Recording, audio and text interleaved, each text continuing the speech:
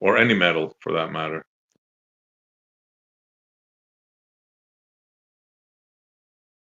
Do you really think it's like a puzzle, like that you have to figure it out? Because, like on both models, there are supernatural phenomena that you can look at. You know, their model of gravity and how things are orbiting in this, and it's breaking all the laws of physics to be able to have a gas giant in a vacuum. And but what's wrong? Like, what's wrong with having a single pole? Like, is that such a impossibility? Since like we're already talking about supernatural anyway. No, but it doesn't exist. Yeah, A it monopole doesn't exist. magnet But you need doesn't to exist. explain, as a flat earther, you need to explain if it is a flat Earth and the sun is closer, what's the mechanism for that sun spinning around in its circuit? How it does, how it stays up there, what it's made of. It's like you have to think of it like that, and then you could suppose, well, maybe there is such a thing as a single pole magnet. Well, you can think and suppose all you want. I mean, I go with proof and what we can show. Yeah, but if you're I'm pretty considering sure the it's flat a. Earth at all, right, you're considering the flat Earth at all, you have to think, what is the mechanism that keeps the sun in its circuit and the moon? Yeah, but you're The good talking thing about is, we're talking about different. sorry, Yeah, SC. it's The good thing different is things. we're not I'm pretty making sure. SC. claims. I used to We're not just quickly. I making used to work. claims. You I used to work. you making claims with your model. I That's used to work with magnets, and I'm pretty sure even a north pole of a magnet emits some south pole energy.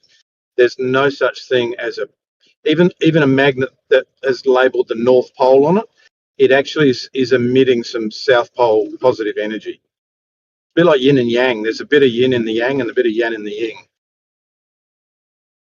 I'm not aware of that.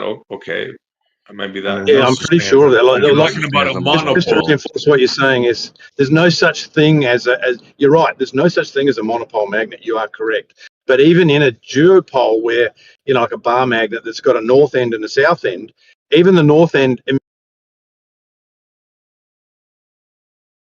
Out, yeah. Did what he the just fuck drop? was that? The server Everybody was a glitch. Oh, it's one of those things. Yeah. He's Okay, dropped out. go ahead. That's ahead. not exactly what I was meaning. What I was meaning is been that you have happening to a lot. come up with some supernatural explanation for how the sun and the earth works over a flat earth anyway in its circuit. So why can't you keep on that same thinking that your physics of today just can't explain it? I suppose you can think like that. Yeah. I don't personally think that way, but I'm not going to So fault you you think for it. that everything has to comport to the current understanding of physics and natural physics, how it is understandable today, how it is right now. There's no Hey, other but way. Are the you just difference like you're totally dismissing supernatural? the difference is we're making the same thing like you guys we're making thought experiments. Okay? But your side, yeah, the Globe side, is claiming a lot of things. A lot. And they never prove anything. Nothing. Okay? I think that's the Don't think nature you of got Globe, the right? You sort of take all the things you can't explain, you can't prove, and you just state that it's a globe, and then that's how it explains it. For the most part, every debate I've done, it's always just been, well, it's a globe, so that explains it. It's like the stuff that we can't explain, it's a globe. Just call it globe. Well, Ecoplex here claims that they have done it by stirring up molten metal. So I'm going to check that out, Ecoplex. Thanks for that.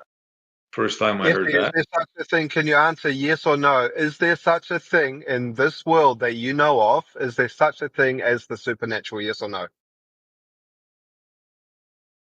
I would have to say yes, because I have experienced some form of supernatural myself.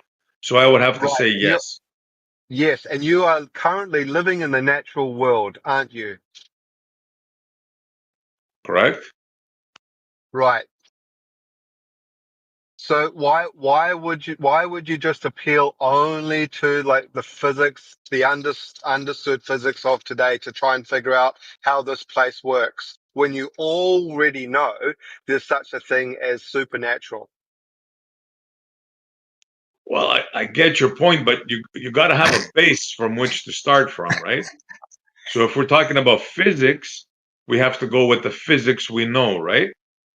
No, we don't. That's like a contradiction of your belief system, a contradiction of what you just said.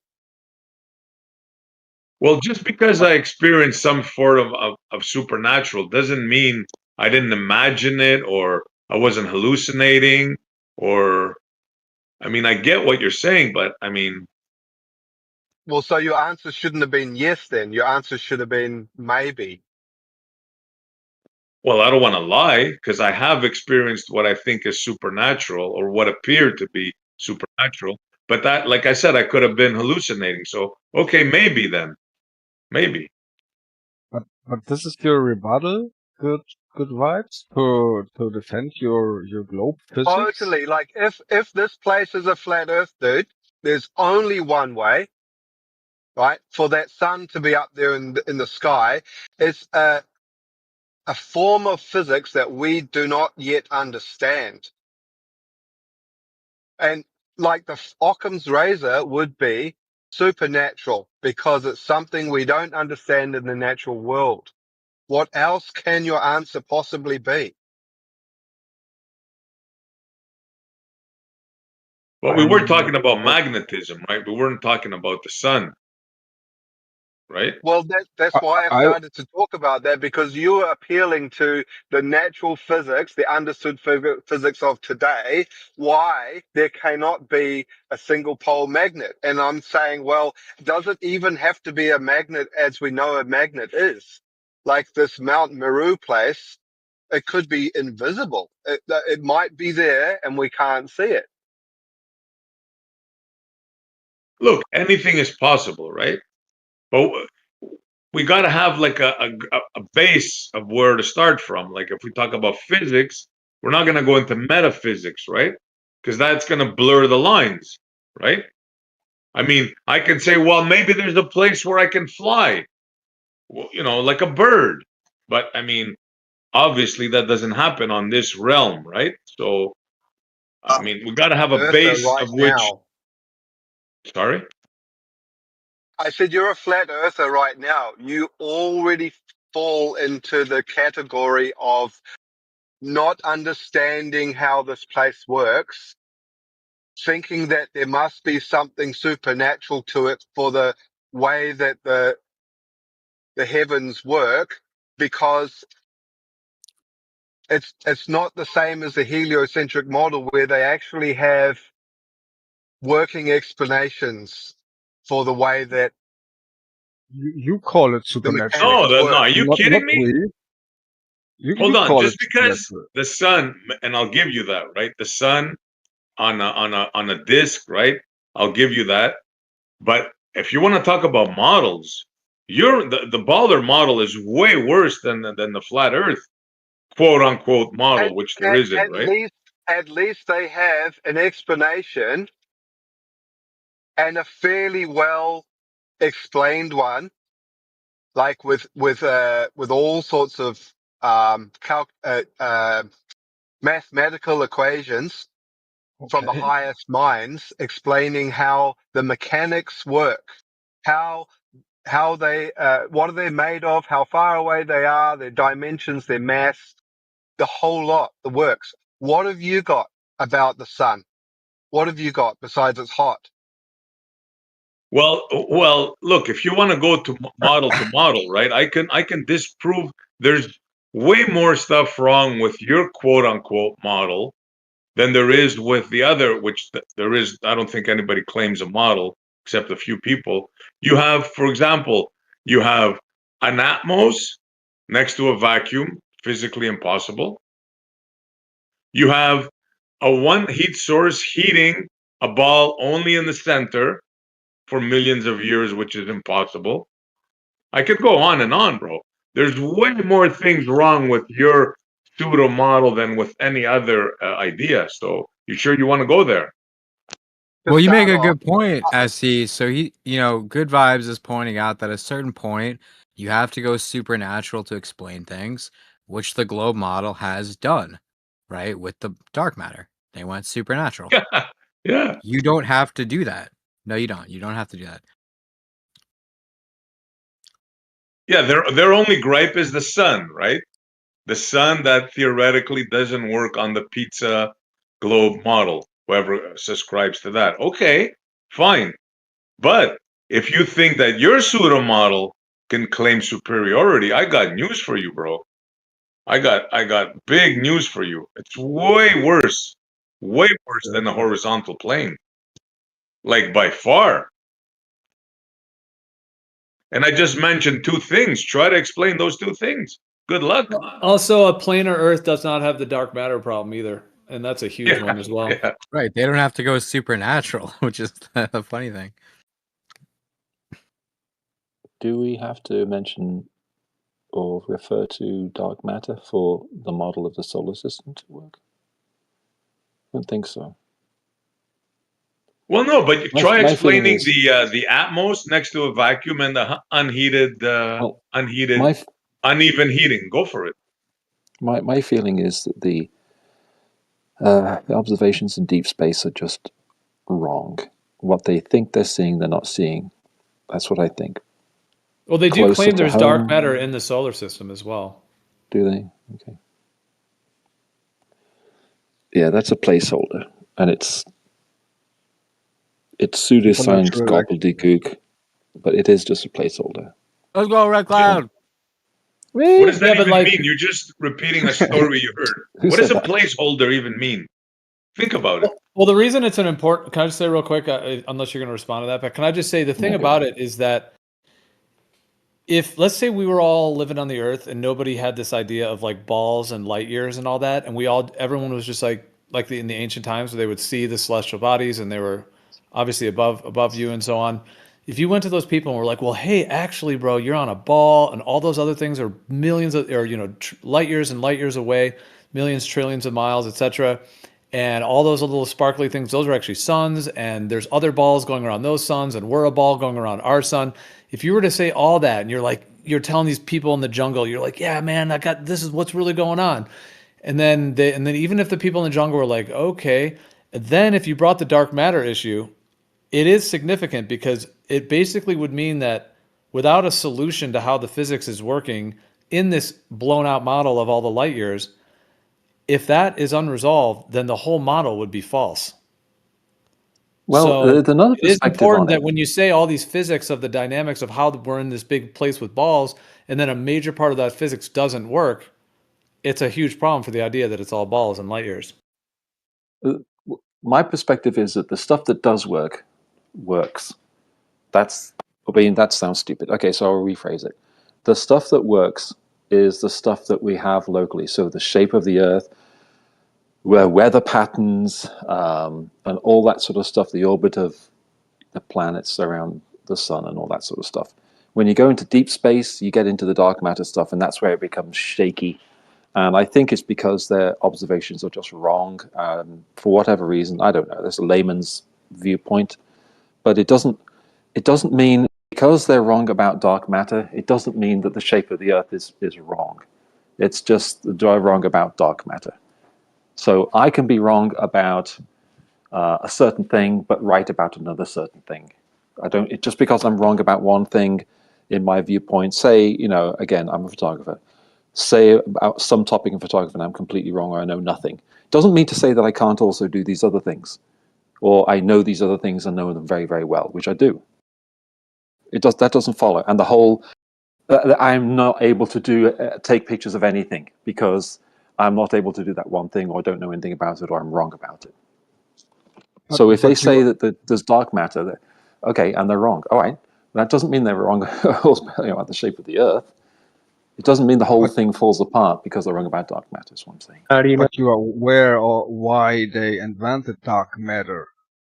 You're aware of it? Yeah, because because the motions of the distant galaxies is too fast or too slow, whatever it is, The gravitational constant doesn't account for it, or doesn't explain it, or if they use it, apply it, it doesn't work out. So the math's wrong, and it's wrong by huge amounts, which says to me that the light that's getting to Earth is not being viewed correctly. For whatever reason, they just decided to invent something stupid like dark matter and dark energy. But it doesn't mean that the Earth shape idea is also wrong. So they can be right about, so in meds, they can be right about aspirin curing the headache, but wrong about cancer treatments. Doesn't mean to say that everything is wrong. It just means they have certain things wrong. And doesn't mean the whole thing falls apart just because dark matter's Prove it. made up. Does that make sense? Is that reasonable? Nope. Well, not necessarily, because if somebody came with a planar Earth model and then they said, this grand percentage of it had to all be dark matter, which is just unexplained. I mean, there's folks that are going wild about the idea of a 24-hour sun didn't fit into what their conception of a flat Earth was. And so they're trying to attack everybody else who has anything related to the term flat Earth and try to say that one thing, therefore, the whole, whatever their conception of a flat Earth is wrong. And that's just that one thing.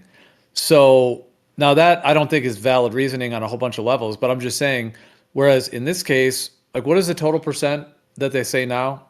Is it like 86%? It's not. So, I mean, if somebody came and said, hey, I have this model of a planar Earth, but 86% of it is just this matter we can't explain, and it's a complete placeholder, I think probably the folks that are very enthusiastic about defending the globe, they would probably make memes about it and go on and say how terrible the model is and how laughable and all that stuff. So it's funny how they give you guys, or folks who would go on the globe theory, they seem to give the dark matter a huge amount of leeway instead of right. But if a planar Earth model used 86% of some, they called it, what does ESA call it, dark polarity or whatever term, like if you just came up with some other idea, that would probably be attacked tremendously as being a model because of that reason alone. But somehow folks accept the dark matter thing with less skepticism, a lot less. Okay. Yeah, but Ask an astronaut about dark matter. Always the same. Their comeback is always the same. Oh, but we can make predictions with our model. Well, there is that. Yes, yes. So if you can make predictions, then if you got two people, one can make predictions, one can't. The one that can wins. That's not even a question. The other You can thing I make was going to say predictions with was, both. well, the other thing I was going to say, Gia, was ask an astronaut about dark matter, and the astronaut, say the astronaut that's going to the space station, or whatever it is, where are they going? Oh, around the moon. Okay, so ask one of the astronauts that's going around the moon, possibly day after tomorrow, but who knows if it's going to happen or not. So ask one of them when they come back and say, hey, pretend you're a journalist and go to the press conference and say, hey, what about dark matter? The astronaut's going to say, it has nothing to do with what we just did. Dark matter has nothing to do with going around the moon with what we just did. They look at you blank. It has nothing to do with, say, for example, going around the moon, look at the Earth. So it doesn't. It just doesn't. I'm sorry. It's a very, very good criticism of science. Very, very good criticism of science to say they've invented this stupid thing called dark matter and no one knows what it is or what it does or anything, and that's dumb. And you were right. It is. But it doesn't affect the shape of the Earth, in my mind. Or anyone else's.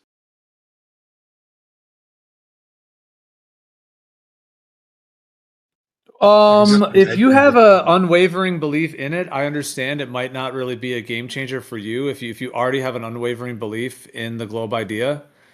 Without even, have you really verified that it is a globe in the first place? The thing is, because if you're going to already go with the globe and you think, oh, we have all this figured out, therefore the dark matter problem may seem like less of an issue. But if you actually were considering whether the globe is actually true or not, it would become an even bigger issue, because the thing is that the whole claim that we're on a ball and then all the physics are working the way they claim, if there's a huge faulty issue with those physics, then as a model, it becomes a lot weaker, because it's the claim that instead of just the sky is like local and above us, like a glowing, field of energy that's more local, but it's actually light years and then balls out there, all spheres, then the physics would all have to work, for that kinematically and dynamically to even be a thing. So the fact that the dark matter issue pulls that into question, it really pulls the whole thing into question, which would then kind of pop like a balloon, But if you're already going with the globe, I understand you might think of it as like a too far out there light years idea, and that you think we've solidified we are on a globe, but it's a fair point. I would say, as you're talking now, I've just thought, what if I go to a dentist and the dentist tells me that he is not pro-life? I'm pro-life. So what if I go to my dentist and my dentist says, I think abortion is just terrific. And there are too many people and I think abortion is a good solution. Is he a less of a dentist? Let's say I've been going to him 10 years and he's got my teeth perfect and everything's great. And then I find out he's pro-choice, which is a bad term, but he's a pro-abortion. Would that make him a bad dentist? Because he's wrong about the one thing, that he's also wrong about dentistry? No, he can know dentistry inside and out and still be wrong about abortion. So yes, you can be wrong about dark matter and still know the shape of the earth. There's no contradiction. You could ask 10 people that come in here and I could almost, well, I can't guarantee, but I'm fairly certain that they'd all say basically the same thing. Yes, that may be faulty, that may be wrong, but doesn't have anything to do with the shape of the earth. And that's but it is a fair criticism. I'll grant you that. And I'm with you on criticizing science when it needs to be criticized. I hope I've demonstrated that. I am not a fan of a lot of the science. It's a lot of hokum.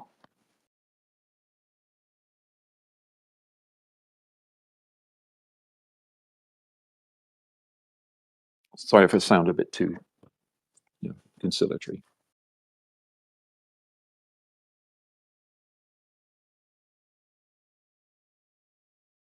Now, if my dentist decided he was, pro-abortion, I may not want to continue going to him because, I don't know, you know what I'm saying. But it doesn't automatically follow that he's also a crappy dentist. Well, I don't necessarily think that's correlative because like maybe whether not. someone's into abortion or dentistry are pretty different. Whereas in this case, it's the claim to be the whole universe that is being asserted that we're in. Like we're in this massive universe with the light years. So it seems pretty essential. Like imagine like a flat earther person, planar stationary earth person. What if they said, hey, the sky is actually infinite going up there? And then if somebody was like, well, wait a minute, the physics don't work with that and this great percentage doesn't work, wouldn't that be a huge problem for his infinite sky? I mean, yeah, but the issue that most of the time we have with talking about flat Earth is you end up talking about the globe, and then when you ask about flat Earth, it's we don't really get really cogent answers. So we end up talking about the globe all the time. We don't talk about flat Earth. We talk about the globe. When we talk about the globe, we talk about flying over poles, and we talk about sun distances or the composition of if the moon is transparent or not. That type of thing. We don't talk about flat Earth. But Fred, could it be that flat earthers are going to be finding answers in a scientific way to explain, and prove that the earth is flat, and that's why we are criticized, because we understand the globe for natural explanations, okay, where we are not, where we are disagree with, okay? Could it be that this is the case? Why we are so critical in every aspect? It's not that science doesn't deserve criticism, because that's not true. It does. It deserves a lot of criticism. Medical field deserves criticism. The politicians deserve criticism. I agree. Whether or not are you finding things out? Are you? I mean, what are you finding out about the world? Is it legit that we are not making claims which we can't prove at the moment? When do you anticipate proving some of the claims, though? Is there a timeline? Do you have a path forward for some of the claims where you can say, we don't have it right now. However, we are gathering together a group of people who can go and find this thing out, whatever the topic may be. If you have that, then I would agree with you. If you don't have that and don't have plans to have that, I would not agree with you, if that makes sense. Okay, in other words, we are not making claims where we can't prove them. Yeah, that's why we are totally wrong. Is that what you're saying? No, I think you're totally wrong, but not for that reason. I think if you have plans to find out things about the Earth, name it. I don't know what it is, just name it. Let's say Antarctica. Earth curvature. It's a better thing. Or anything. If you have plans to get definitive and very tight, very strong evidence, and you have continuing plans to improve continually, which is what science does, then I would agree with you that you can be critical of science, and you can't even whatever you do, you can still criticize. But if you are making plans to find things out and learn about the world, I think you'd be in a better position. The thing is, I don't think that's in your religious text, does it explain that there's 100 billion galaxies in the universe, and in each galaxy there's 100 billion stars? Or does it just say that for signs and seasons? The Bible talks about cosmology about as much as it talks about medicine. It's not a cosmological book, and nor is it a book about medicine or how It tells materialism. you in Genesis how this place was made and by whom and how long it took. Yeah, and I believe the Bible. So where does it mention the 100 billion galaxies with 100 billion stars in each one? It doesn't. Where does it mention germs? It doesn't. Where does it mention lesbianism? It doesn't mention lesbianism. Where does it mention athlete's foot or cancer or name but- name okay, a bunch of things it doesn't mention? Are we talking about physics or are we talking about religion?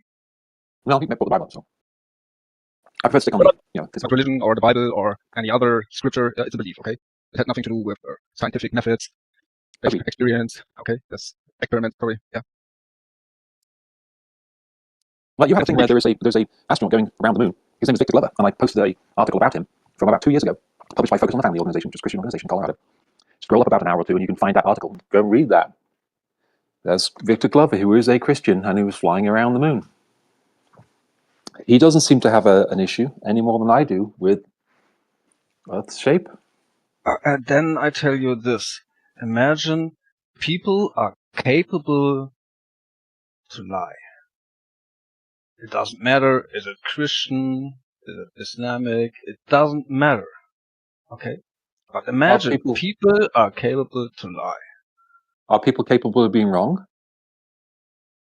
Yeah, true. Yeah. Well, so are you saying that Victor Glover is a liar? Are you saying that? That's not what I'm saying. I mean, Okay, it's a possibility that these people are not talking about truth, their own experience. Yeah, it's more a trust me bro story. Okay, especially So if we talk about we went through. but that means if you have someone who is a Christian, even if he is a Christian, you're still going to doubt anything he says if he says Earth is a globe, even if he experienced it personally. Because don't forget, Victor Glover I don't think he's been in space. I think this is his first trip. If I'm not, I may be mistaken, but I don't think he's been up over the Kármán line. He's not an astronaut yet. If you look at the article, I don't think it would say he's an astronaut. It doesn't matter in what religion you believe in. Yeah.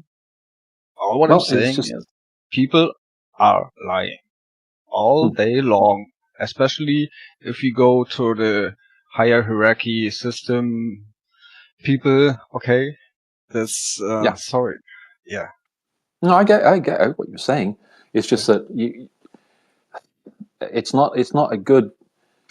If you're talking in scientific terms, it isn't a good idea, or it doesn't really do much if you're just simply saying that this group of people with whom I disagree, I'm going to declare are liars because I don't agree with them, and I think that what they're saying is wrong because I have this perspective on the Earth.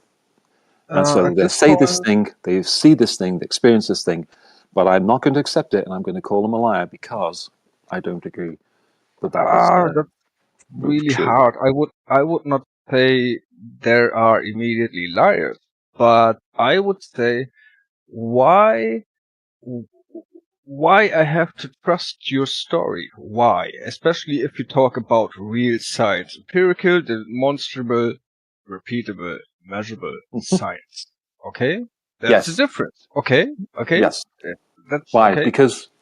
Because after you get to, after you get to enough evidence, after you get to enough people that have no reason to lie, saying the same thing over multiple generations and nations and different backgrounds and different orientations and different religious beliefs and secular ideas, all these different things, and all of them, all around the world, have this one common thing that's not necessarily makes it true, but didn't they all take us to lie. Didn't they all tell us to take a vaccine? And I'm only using that just to tie it because I know vaccines, politics, all kinds of other things. Okay, if that was the case, why would anyone care to convince flat earthers that it's not flat? Essentially, why would anyone give an F? It's like just, if it's just wrong, then why would anyone care? You know what I'm saying? If it's really that they're just totally, the government's all telling the truth about that, about the globe, and then if some people think it's not a globe, why would that matter? It's just to anyone. I tell you why, Gio. I tell you why. Because if you have a crowd of people, and you remember, Avengers. You remember the first Avengers, and Loki appears with his horns and his staff of power and everything, and makes everyone bow before him, right? And an old man stands up. Do you remember that part in the movie? And he says, "You need to kneel right now."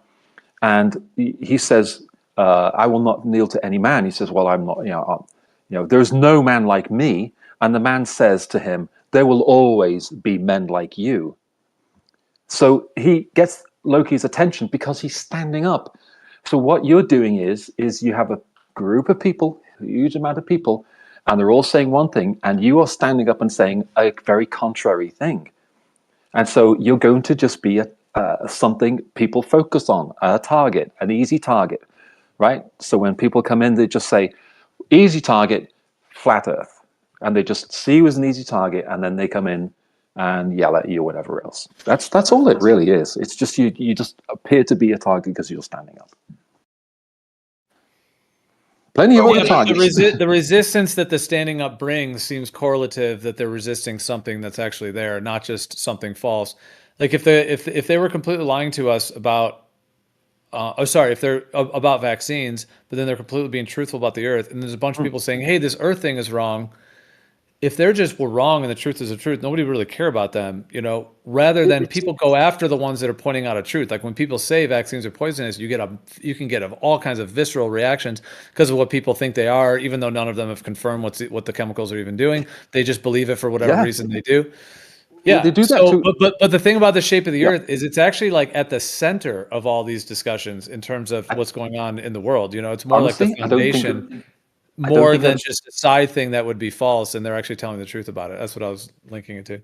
I'll be honest, I think it isn't. I think that generally speaking, I think the real target is basically, in my mind anyway, I don't know, John will agree, but if you look at the real target that the most of them have their sights set on, that's faith of any kind, specifically the Bible. And they attack it because they believe that the flat Earth is rooted in biblical cosmology and biblical ideas. And they attack it for that reason. If you listen to them, because don't forget, I don't just come in here. I go to atheist groups and agnostic groups, and I listen to what they say. I listen to Professor Dave. I listen to Aaron Ra, and I listen to other people, and Dawkins, and all these sort of people.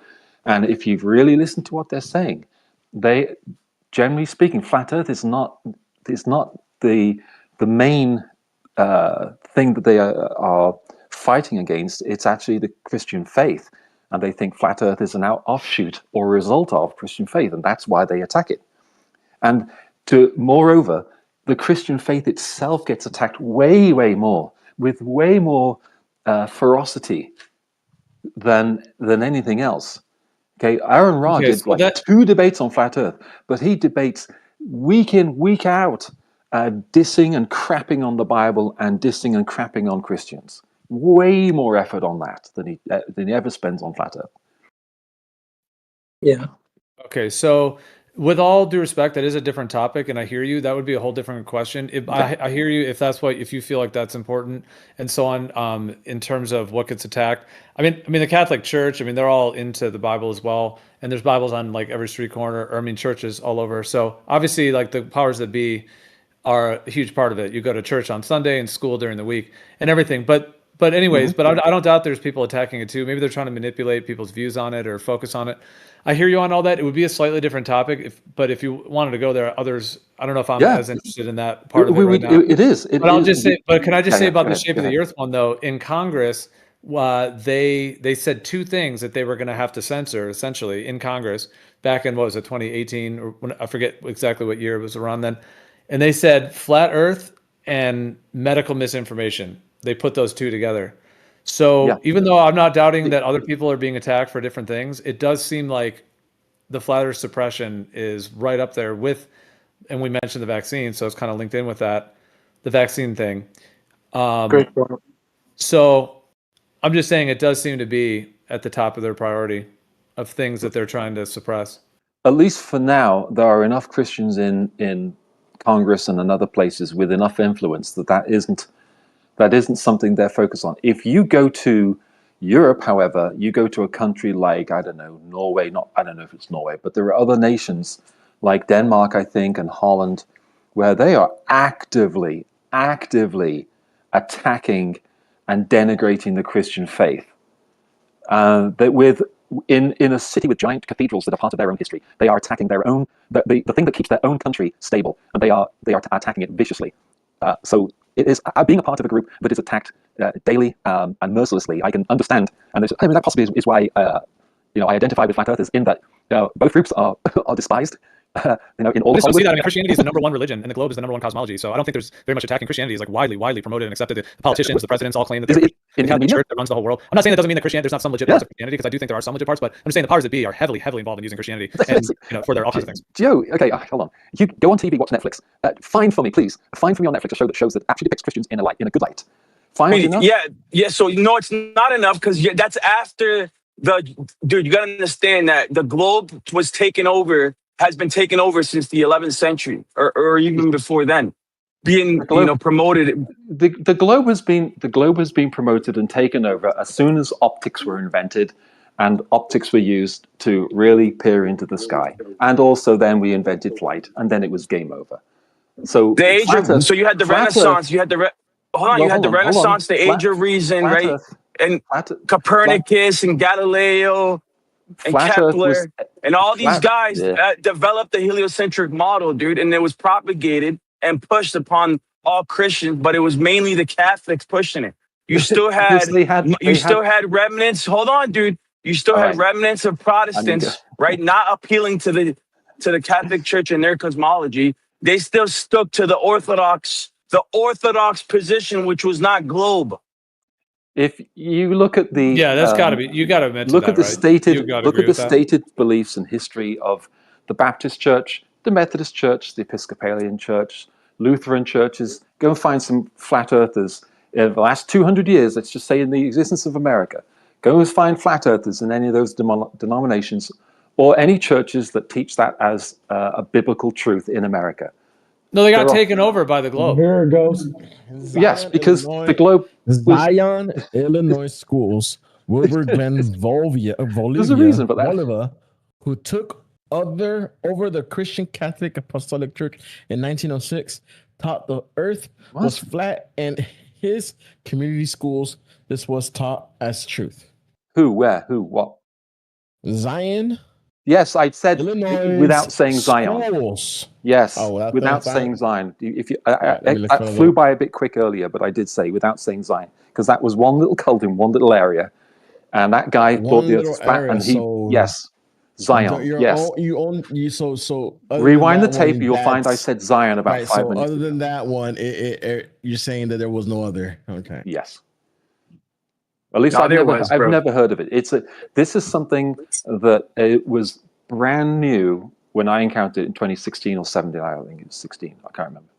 I think it was 17 actually. So yes, dude. Even today, dude, there's even in 2026, there's still Sunday schools. There's still homeschoolers that are teaching flat Earth cosmology, bro. Like, where are you getting? You're just in denial, bro. What Sunday schools are teaching flat Earth in what churches? Tell me which churches, bro. Dude. Yeah, there's actually a pastor that definitely. I have multiple pastors actually. I've counted so far. I counted less than 5. So the thing is, it doesn't matter, don't bro. even have that many to you're count. appealing to consensus, dude. You're appealing to majority to prove your point. Just because, I already conceded that there's a remnant. You understand what a remnant is? That means it's going to be a minority of people, dude. And you keep appealing to the majority. Oh, well, it's only a little bit. It's only a minority. You are saying that flat Earth is a Christian perspective, and I'm saying it is definitely not a Christian perspective. It is an outlier. There are more gay Christians than there are flat Earth Christians. There are more. Are you just talking post? He's doing it again. You're doing it again, dude. It's an outlier. It's in my face, bro. Hold on, bro. I already gave the disclaimer. I already gave the disclaimer that it's a remnant. It's a minority of Christians that are promoting flat Earth. Yes, I already made that as a disclaimer, and then you're throwing it in my face. And you're appealing to the. Didn't mean to throw anything in anyone's face. You're appealing to the majority. I'm appealing to the idea that, for example, if you want to say that it's gay Christian churches are the norm or whatever, no, that's not the norm. Those are outliers. For example, the Southern Baptist Convention, which is larger than most denominations, that doesn't hold homosexuality as a core tenet of the beliefs.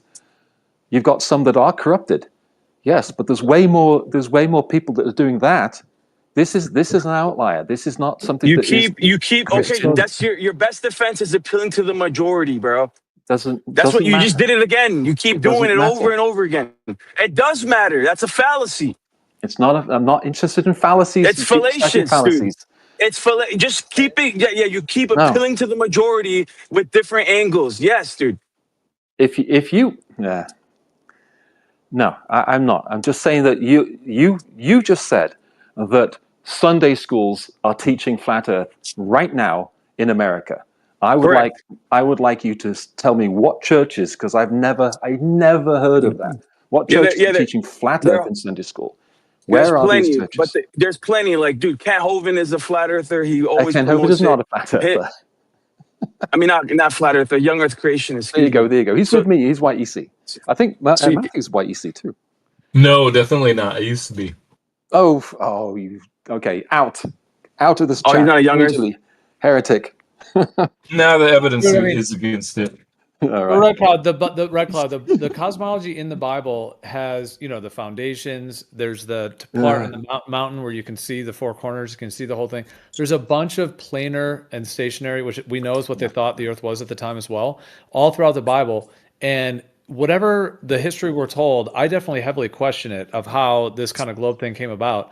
But I don't disagree with what Lion's saying. I mean, in these Christian churches before this, whether you want to say Vatican, Catholic Church, Jesuit, Freemasonic, I mean, seems a lot of connections. But before that takeover, there would have been no reason that Christians back in, I would even say 1800s, 17, 16, 1500s, all the way through, would have in any way thought the Earth was a ball. They would have their original cosmology. My dear friend. Yeah. The Matter evidence of fact, I have a book. I have a book that's called The Legendary Flat Earth Bible. And that's by James Patrick Holden. It says this article first appeared in Christian Research Journal, volume 4036, number 03, 2013. The full text is this article can't be found in this PDF if y'all want to give you the link for that. So Robert Scadewald from 1940 to 2000, the former president of National Center for Science Education, says the Bible is from Genesis to Revelation, a flat Earth book. So you're saying that the Bible doesn't teach, or people don't teach that? I mean, then you're wrong. They're just I'm saying I've never heard of that. What the other chap was saying was that it's taught in Sunday schools, and it's a common. It's like that's the norm. It isn't the norm. That's not a Christian. It's not a Christian teaching. That's not an argument, dude. There's no organization of Christians that teach that. Dude, you're just negating. You're negating it, dude. It's an appeal to ignorance, bro. Just because you've never heard of it, you think that's an argument? So not only do we have Bibles, right, from every century since they were first printed in English, depicting flat Earth cosmology with a firmament and a dome. Have you seen the Bibles? Have you seen the diagrams? I've seen lots of diagrams from people who didn't have any idea what the universe looked like or how to get evidence. Don't deflect. Don't deflect. No. That's a non sequitur. That's a non sequitur. Have you seen the Bibles that were printed in English depicting the Earth with a firmament and a horizontal plane? Have you seen those diagrams? Wow, you're okay. You need to calm down a bit. Okay. Nah, but dude, you're playing around with me, bro. You're playing tactics. Obviously, I'm gonna get upset. You are absolutely dead set that flat Earth is a Bible. The Bible is a flat Earth book, and it isn't. Because Christians worldwide, hold on. He's deflecting again. You're doing it again, dude. That's why I'm getting upset. You're doing it again. I just read you a quote from Robert Scadewald from 1943 to 2000. A National Center for Science Education. A guy was the president. Says the Bible is from Genesis to Revelation, a flat Earth book. Why are you saying that you're?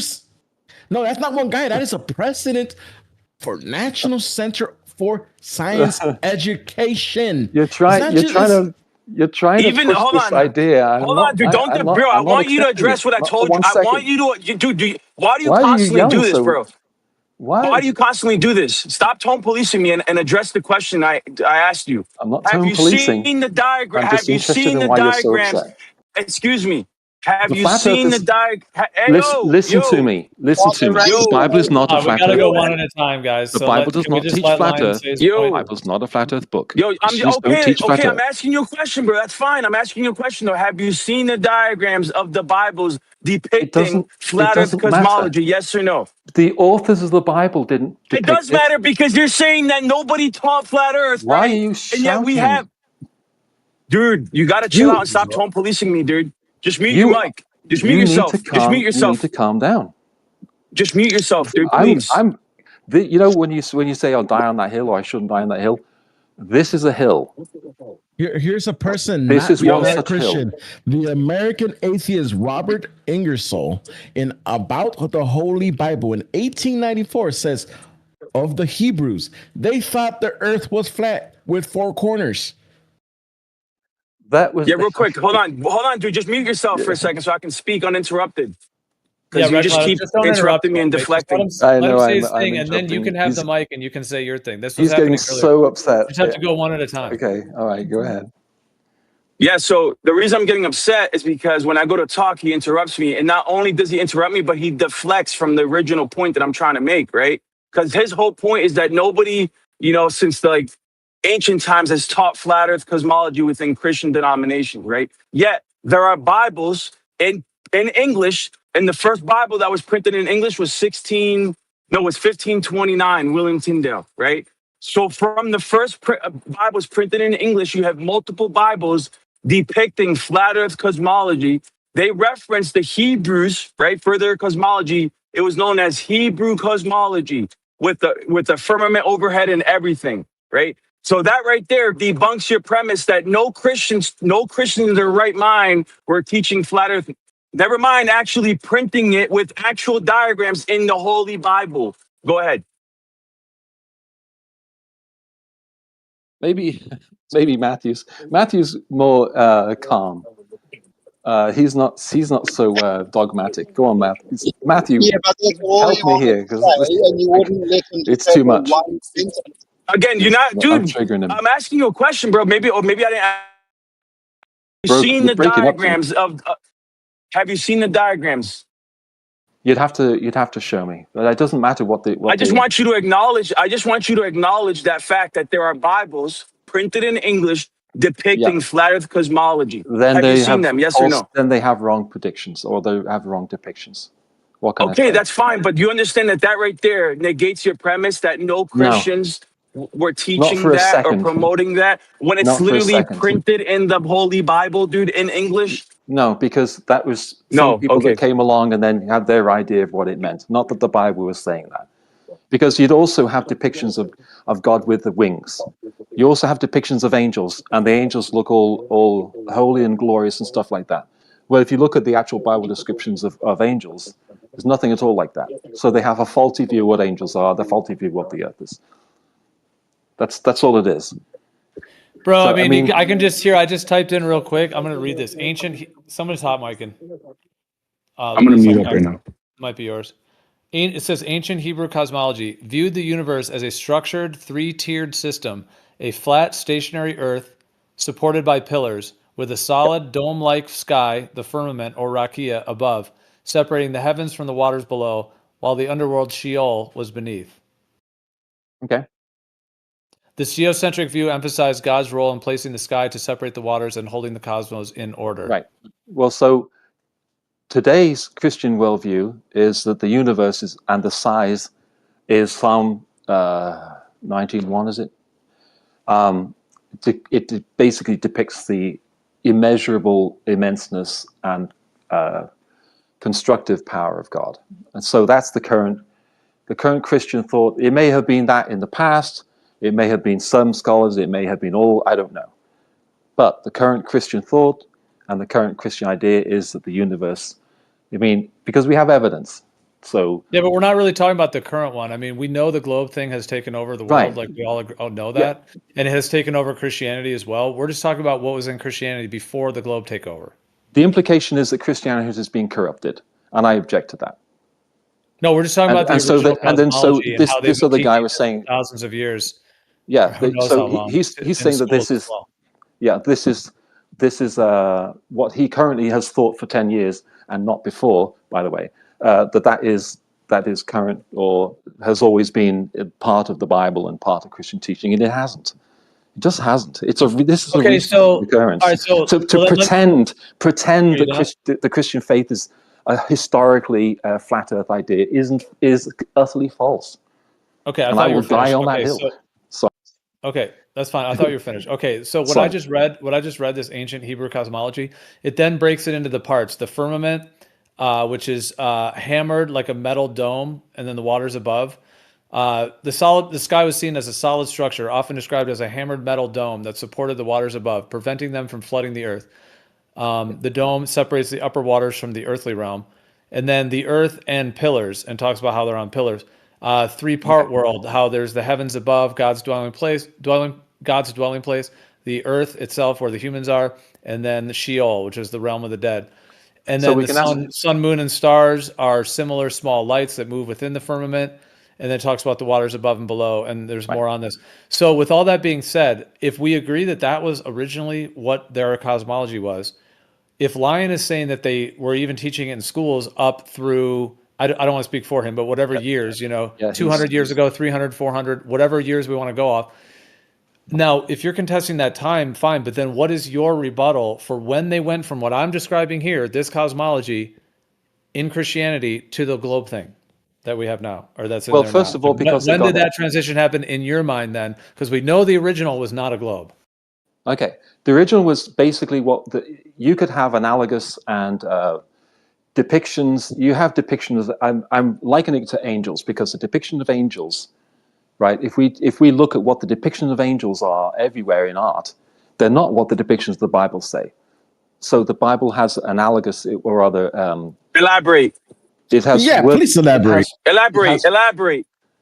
No, I'm not elaborating. No, don't elaborate. So you're going to make a claim. Hold on. Answer. So you're making a claim about how the people depicted angels in the Bible depict them a different way. Can you please elaborate? What do you mean by that? Because I know the Bible does definitely say finish some what I'm angels trying have to Bible. get my thought across. Has wings. If I can.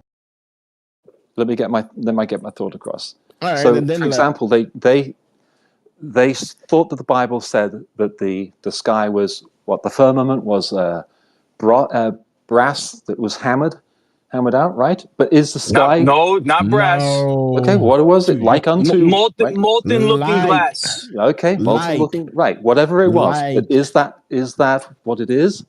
No, it didn't say it is. No, it didn't say it. It didn't say. So is the Bible wrong? Hold on, stop. It is saying it is this. It said it is like. Yes. Molten looking glass. It's not saying that it is. Yes. So you can't say that this is a biblical cosmology.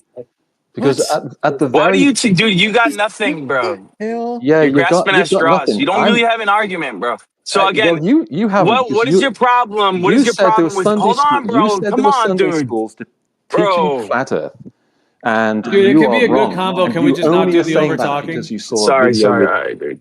No, this guy's just deflecting, dude. I can't stand it. You saw a video with David Wise. Can we pass the mic, dude? Hold on, Red Cloud. Can you say your point and pass the mic? I was more saying that you're not letting other people talk. I'm sorry. Yeah. That's why I'm begging for Matthew to get in, but he's not listening to swine. Well, no, it sounds like there just hasn't been a single moment for me to interject. I'm just saying, Red Cloud, you're kind of just talking through everything. I thought you were finished. Line started going, and then you kept talking. We just can't hear two people once. Can we just go? So no, because this is So he made a point about angels having wings, and he disagreed. He said that it was an accurate depiction, and I'm asking you, why do you say that? Because you can't say that the depiction in the Bible of angels can derive for you a biology of angels. Nor can you say a depiction of what the earth appeared to people back then. Oh, dude, why? Dude, cosmology. Stop. Dude, why do you do this, dude? I ask you a direct question regarding angels having wings. I don't care. And then you talk some nonsense that's not even relevant. Bro, you don't why like do you my have answer. a problem I don't care if you don't like hold my on, answer. Bro. Why do you have a problem with angels having wings? Go ahead. Answer that directly. Don't start deflecting and talk about other stuff. Why are you not having a good faith discussion? You're not having a good faith discussion, bro. That's why. You're trying to force this thing on me, and I'm not accepting it. Well, and it's really making you angry. Let's just slow down for a second. The reason we got to this is because we were talking about how flat Earth is in the Bible, and then you were then saying, well, wait, there's this other thing about angels and that not being depicted correctly or whatever it was. So you brought this point as a rebuttal, and then now you're upset people are asking you for it because originally it was kind of a side point. So Yeah, because now they're asking for how to support it in relation to how that links to the cosmology in the Bible.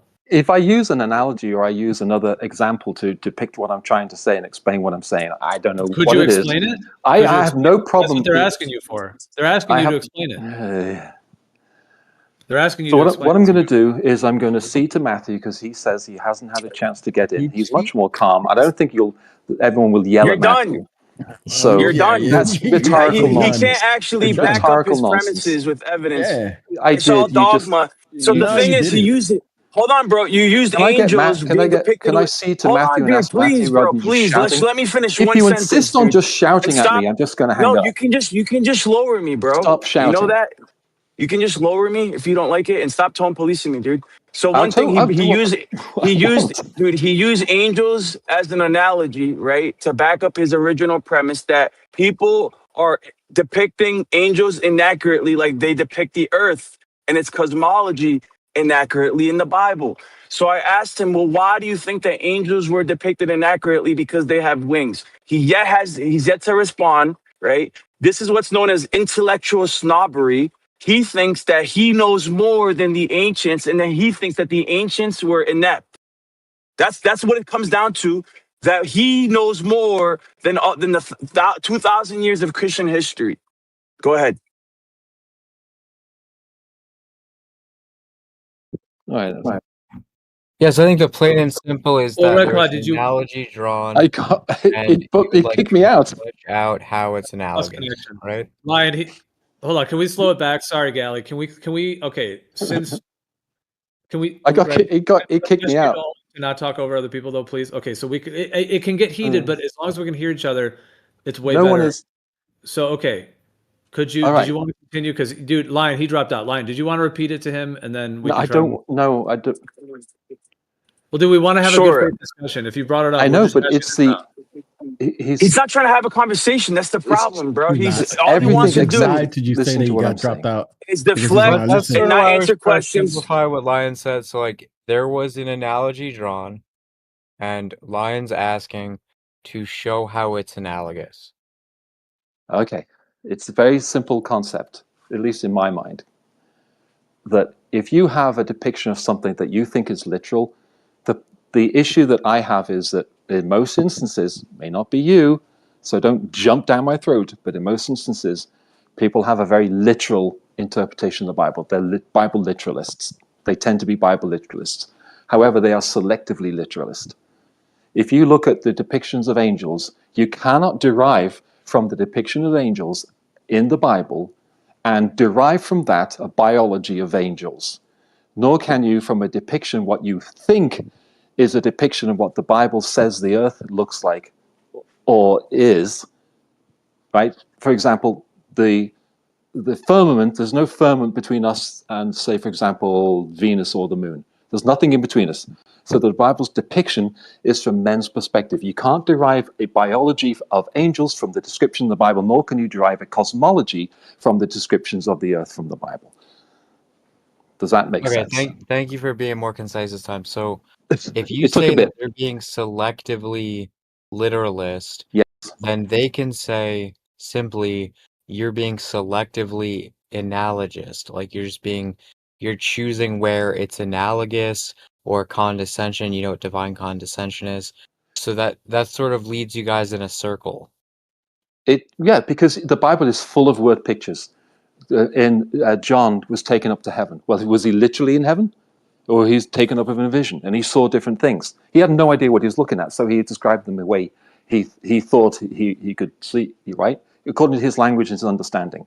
Right. The problem with when you say someone's being selectively literalist, though, is that they can just say you're choosing where it's analogous and not, and then neither one of you gets anywhere.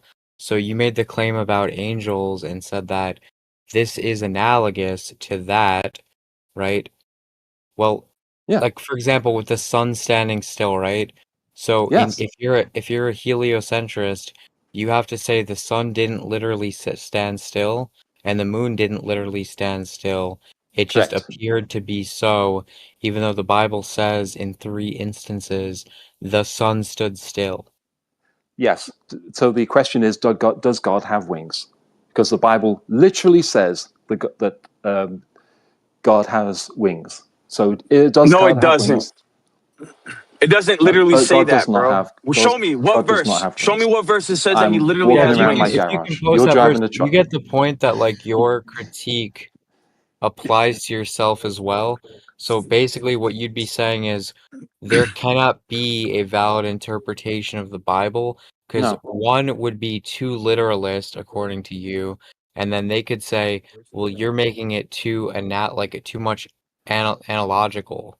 It's like I'm saying that the belief in flat Earth came first, and then the Bible is being used to support the idea of the flat Earth, and Bible literalism is used as a tool to support flat Earth. The belief in flat Earth was not derived from the Bible, in my opinion. For anyone in here, it may have been in the past or whatever. I don't care, but here So you're we're not saying that talking. the We're not That's talking not Bible about true. copy Why are you paste? speaking for me, bro? ideas. Ideas Are The you that came reason saying that from the I'm Bible. the reason that I'm a flat earther geocentrist is because of the scriptures, dude. And I just want to ask you again, No, I don't. right? When artists are true to the text, right, and depict angels having wings, right? Why do you think that your position is superior with them not having wings? Because it's a matter of balance. I What think justification do you have for that? because For I angels believe, not having wings? because to put it bluntly, I believe you're ideologically captured by the idea of a flat Earth, and you're willing to do anything to the Bible to make it say what you want it to say. So that means being very, very literal in certain instances and not literal in other instances. You're going to pick the opportunities carefully to make sure that the Bible depicts Earth as flat. And I don't think that's No, bro. Answer my question. Why do you do this, dude? because I I'm don't asking you because I about answer in the way I see angels' fit, wings. Angels' and it's wings. annoying Why do you feel your position is superior, right? When because I it's think not faithful to the text itself, especially in Daniel and in Revelation, it depicts angels having wings, dude. With I two, just they did cover their explain. feet. I With just explained. with with two, they cover their face, and with two, they fly. So we're Okay. talking about angels actually having wings, right? You're saying that the artists depicting angels with wings were inaccurate. Why? What is your justification for that? I didn't say And they're don't inaccurate. I deflect. talked. You're not. You're doing two things at once. You're driving. So I understand. I'm saying that you can't really derive a biology of angels from the description, can you? Do they breathe air? What do they breathe? You That's said that non right after sequitur. They we asked. wings? If they have wings, what This we is use of Non wings in sequitur. heaven? he decided He to doesn't have a change it. rebuttal. You decided to change that when we actually try to get to the meat of things, and then you say, "Well, no, that meant that they're not trying. We can't give the biology of it." That was never your first statement. That Your was my statement first was statement. that they depict. No, your statement was they depicted angels with wings, but blah blah blah blah blah. Blah, Now, blah, you blah, didn't blah, say blah. anything So you about weren't listening. biology. So you don't even know No, what I I said. was listening. You weren't I listening was to what I listening. said. he I did didn't want to mention give you. a thing In other about words, I didn't want to biology give your before, whole but his main detailed. point I keep at his main suggesting that when he changed goes to point that is after Matthew, we that asked you maybe him. guys would trigger you a be little bit taking the less. Bible too Shut literally. up, dude. You talk So way too much. Somebody else Sorry. trying to talk. Gally, what would you say? yeah, he did mention the part about biology before, but Yeah, well, his main after. point Thank you, Gally. undermines his No, that was argument. after Gally. It's okay. No, he did earlier It on. doesn't No, it did matter. not, dude. I don't know when you kicked the conversation, but he did not say that at first. Okay. No, I've been listening for like 30 minutes. Dude, He I've did been mention listening that when he myself. brought up angels, when you guys were asking him about original biblical belief about the earth shape, he brought up angels and he was making a claim about the biology of angels and how just because it depicts it a certain way doesn't mean... He said that after. You won't let me finish. So I said something. Well, listen to what I'm saying now. I'm saying that you can't derive a biology by the description of the Bible of angels. What did angels breathe? You have no way of knowing from the depiction, right? You can't know that. There's lots of different things you're missing. None of that's relevant, Same thing bro. as Simply, Bicea. listen. If the text talk about angels having wings, and then the artist depicts angels having wings, why do you have a problem with angels having wings? And why are you using that as an example, right? That I they can were say it in that again. they were. Hold on, bro. I'm almost done, right? Okay, So right. you're using that to defend your premise that they also misunderstood the cosmology and depicted the cosmology wrongly, like they depicted angels wrongly. What is your justification for that besides intellectual snobbery? Go ahead. Yeah, the intellectual strawberry I can accept as a criticism. What I'm saying is that for example, it says that the firmament is solid, right? Doesn't it say the firmament is solid? But it also says other things about the firmament, like the birds fly in the firmament, so it's not solid. And then now we know that this firmament is not solid; it just means sky. Doesn't mean that it's solid anything. It's the sky. That's all it means. There's nothing between us and the moon, or us and Venus, or us and the sun. There's nothing there. Okay? So either the Bible's wrong, or the interpretation was analogous, or a word picture. Right? No, Not the literal firmament. Where does it say the birds fly in the firmament? Look it up. Do you guys see the No, issue you make though? the claim, So though. now Yeah, he's saying Genesis he's 1. applying his Well, the firmament. understanding of Matthew is going to get in, cosmology I to swear, at what the some point. Bible I'm going to says, mute. which is his critique of what Lion and Elbow are saying. So Red Cloud, the issue Yes. is you have an understanding of cosmology, and now you're applying that to the Bible and what it says, and saying now we know that the firmament isn't this or that, but that's what you're accusing them of doing. So like that's the issue with your critique right now. All I'm Also, the saying, other issue is that yeah. you brought up angels having wings and how they're depicted now doesn't indicate Okay. what it actually says. So, like, the other issue That's with your not what I said. critique, It yeah, isn't what I your issue, said. You need to, sorry, but it isn't what I said. I said you can't derive a biology of angels from the description of angels in the Bible. And you no, can't this is derive a the reason. okay, and cosmology how is that different than how I of a. depicted it? It applies in the same way because a lot of what the Bible uses is Man. word pictures Yeah, that aren't meant to I be think taken I think the literally. frustration with this Gally. conversation is that you repeatedly chime in when someone's speaking and you don't allow a conclusion. I have asked Matthew to jump in. You know what? I tell you what I do. I'll quit. And Matthew, you can take over the Just conversation. because Matthew's It's jumping in doesn't Thank you mean very you should much. repeatedly interrupt people while they're trying to speak.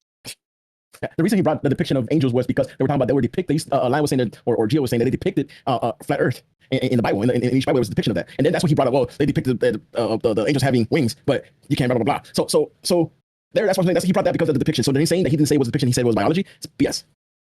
Yeah, I mean, his critique basically was about biblical literalism, right? But that can be just applied to his stance too. It's the same stance where he chooses where it's analogous to match his view of cosmology. His accusation is that you guys choose where it's literal to match your cosmology. So it's an invalid critique because he's doing the same thing. So like if it's true that your argument is undermined, then by that same standard, his argument is undermined. So that's why it's totally an invalid critique. So for example, when the Bible says God commanded the sun to stand still, the sun stood still, the sun stood still, and the moon stood still, like he would have to take that as analogous and say it just appeared to stand still in order to match his heliocentric cosmology. So he's doing the same thing that he's accusing you guys of doing. But I guess with the angel thing, yeah, I mean, you could say like, okay, prove that it's analogous, but then he could just say prove that it's literal, and you guys are going in circles because his accusation is like, well, if it's literal, like you guys, like if if it's true that it's literal, then your argument's undermined. But then you guys can just say the same thing to him. If it's just analogous, then your argument's undermined.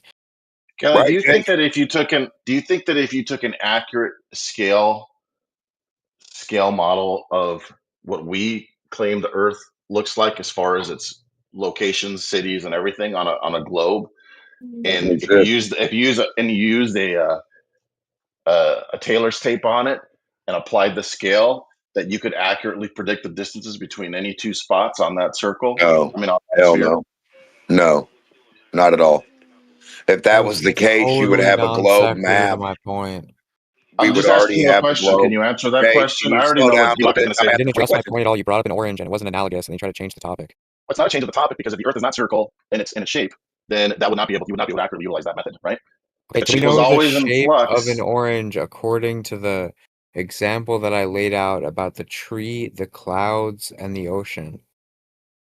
yeah, but you can't say that you can't I put a said, cloud in the same without category answering the as an question. orange, because an orange has a uniformity to its You said to it its didn't. being, so Yeah, to so speak, right? therefore it's not analogous.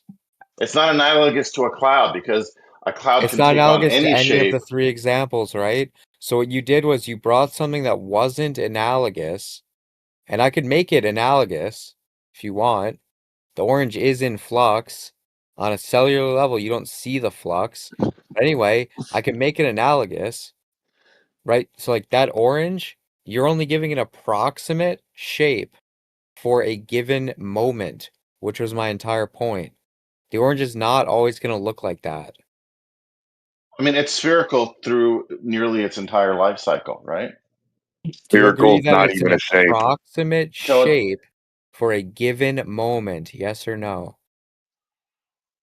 It's spherical for not a given moment. It's Do spherical you for the agree that vast it's an majority. approximate shape of a given moment of that orange's time? Of course you Intellectually can. honest. Yes, of course you can. We don't disagree You there. just said no But to that. I don't understand the context that you mean. I thought you meant that So what you're why trying are to you say saying is that yes an and then orange can no only and then be yes? You considered don't even know what you're spherical being for asked. that things, right? We would all agree that those are things that don't have a definitive shape to them, right? They could be in all sorts of different configurations, and we would still call that the ocean or still call that, but that wouldn't be the case for an orange, right? If there was an orange that was shaped like a Taurus, we wouldn't call that an orange, right? It would be some other thing, right? We wouldn't say it was orange shaped, that's for sure. If someone grew some funky Taurus shaped looking orange somehow, we wouldn't ever say, oh, what is this thing? No one would ever identify it as an orange, right? Yeah, Because we so know you can oranges, get an we know that oranges are approximate. spherical. Oh man, you're gish galloping like crazy. So you can give an approximate shape for a given instance of time of that orange, correct? I mean, that's where I have the problem. An orange is spherical through Oh its man, entire no, life like this is cycle. just It's not an babbling. instant in time. And So every like you single know person you're on Earth engaging knows in that. bad faith if you ask a simple yes or no question and the person has to like expand upon Oh, no, nothing. I already said that. I said no. I said no, it's not for an instant in time. Yeah, Okay, but so you all, The entire hang on, life then your claim cycle. is you can't have an approximate shape of a thing for a given instant of time. No, I didn't say that either. Okay, it's a yes or no. Can you get an approximate shape of a given thing for an instant of time? If you say yes, Yes, that's of course you intellectually can. honest.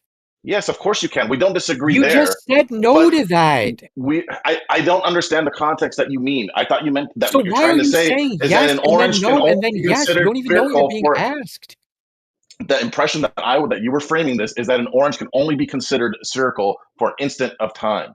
Oh, there's only an instant of time within the I didn't the say life that. cycle of an orange. Well, that was kind of what you were insinuating. So if you No, it agree with me, wasn't. that an orange is spherical for virtually its entire life That has cycle nothing to do with what I until it asked rots on you, the and that has ground. nothing to do with the argument that I was presenting. No, the argument that you You're presented wasting was everyone's you can't time. categorize. No, the argument you presented was that you cannot categorize the shape of the Earth because it's always in flux. It's like you said it was No, akin it's to not. asking. You said it was akin to asking what's the shape of the ocean or what's the shape of a crowd. That's literally That's what you not the said word for argument. word.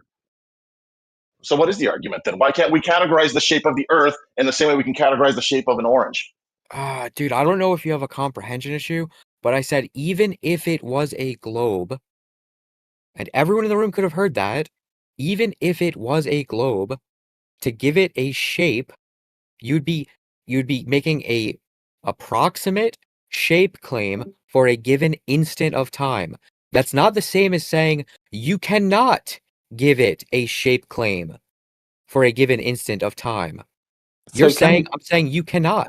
Can we That's say this then? ridiculous. Can we say that the shape of the Earth at any given time is approximately a sphere? At any given time. Pick a Do you time. want to make an approximate claim about the Earth and say that it's approximately a sphere? You would be making a claim about the Earth and all of the surface of the water, and I don't agree with your definition of Earth. But we can say that the Earth is approximately a sphere. We can say Not that. limiting what anyone can or can't say. You guys don't understand the argument. No, I just heard you arguing about the shape of an orange. That was some nonsense that's that a Jake first. brought up. It's like, Red Cloud, if I ask you, Yes. I'll lay it out for you real simple. Okay. If I ask you about a tree, what shape a tree is, do you agree that, like, at certain times, the trunk changes shape, the bark grows thicker, the branches grow longer, some trees grow leaves on them so they look like they have a mushroom capped overhead. The wind blows the tree in a direction, so the leaves will all be like pushed towards one side. It's a thing that's in constant flux. Do you agree with that?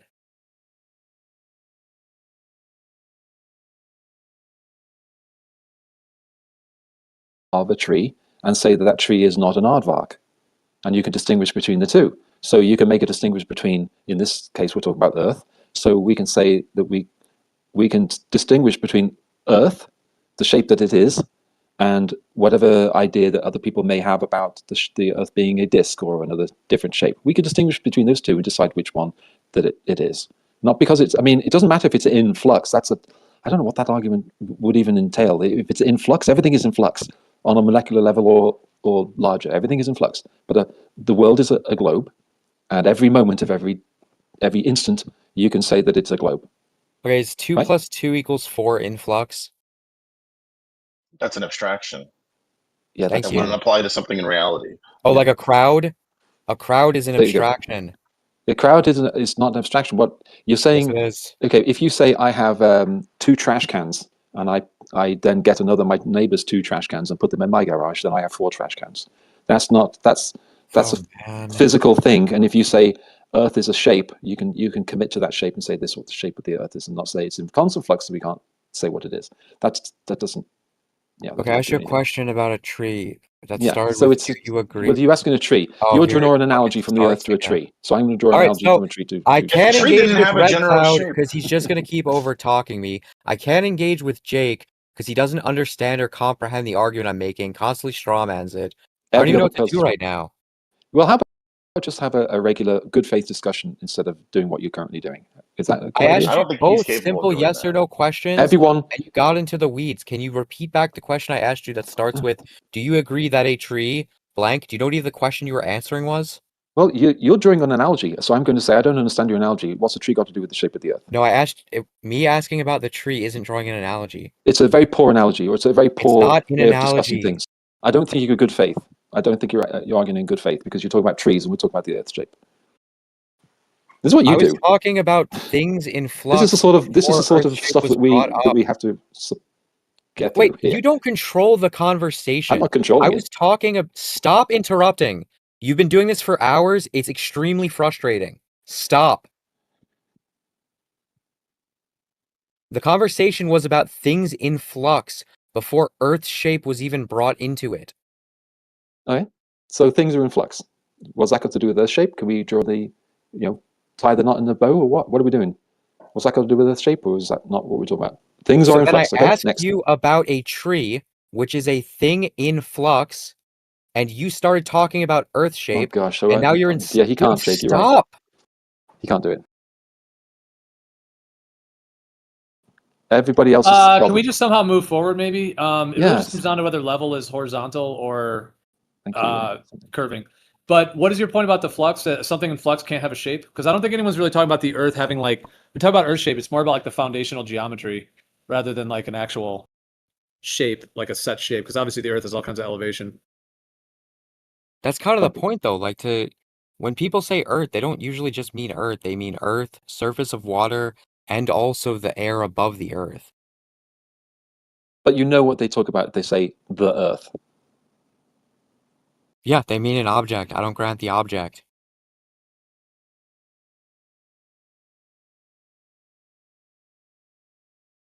But that's just your personal galley reason for not granting it an object, right? Other people are perfectly fine with granting that object When we say as the being Earth, spherical. yeah, we know what the Earth. When someone says, "I live on the Earth," they don't mean they live on the land and it's dirty. They mean they live on the Earth and it's a planet. Yeah, if someone says I live on the Earth, do they mean they live in a boat on the sea? I mean, that's it. You could overthink it in that way. But when someone says, "Oh, I live on Earth," where do you live? Oh, you live on the Earth. You don't live in a boat. No, they don't do that. They say they understand what people mean. Right, but when you say the Earth, someone who says I live in a boat on the sea, they could be living on the Earth according to how you objectify the Earth. I don't grant that. Well, why not though? Objectifying something. Well, if you had basic physics of like up is up, down is down, and you have materials, then you let's say you have like a container, like a fish tank that's empty, and then you got your physics, right? Up is up, down is down, water's going to level out, the thing we call water will level out. If you then you got your empty fish tank, you have your container. If you were to pour water in there, now you have half of it filled with water. And then if you were to start throwing some rocks in there, maybe some earth, and you throw in some air, you got air in there, you got fire in there, earth, air, fire, and water. But if you started throwing all these rocks in there, then eventually if the rocks got high enough to be, at the water level or above it, then now you have a system. And it's like the rocks and things are kind of part of it. They're sitting, you have foundations, the ground, etc. You have the water, which is leveling out. So it's all a system. So, but what they've done with the globe is they've kind of like said, hey, we're gonna ball up all this dirt, and then we're gonna say it's in a vacuum in a universe.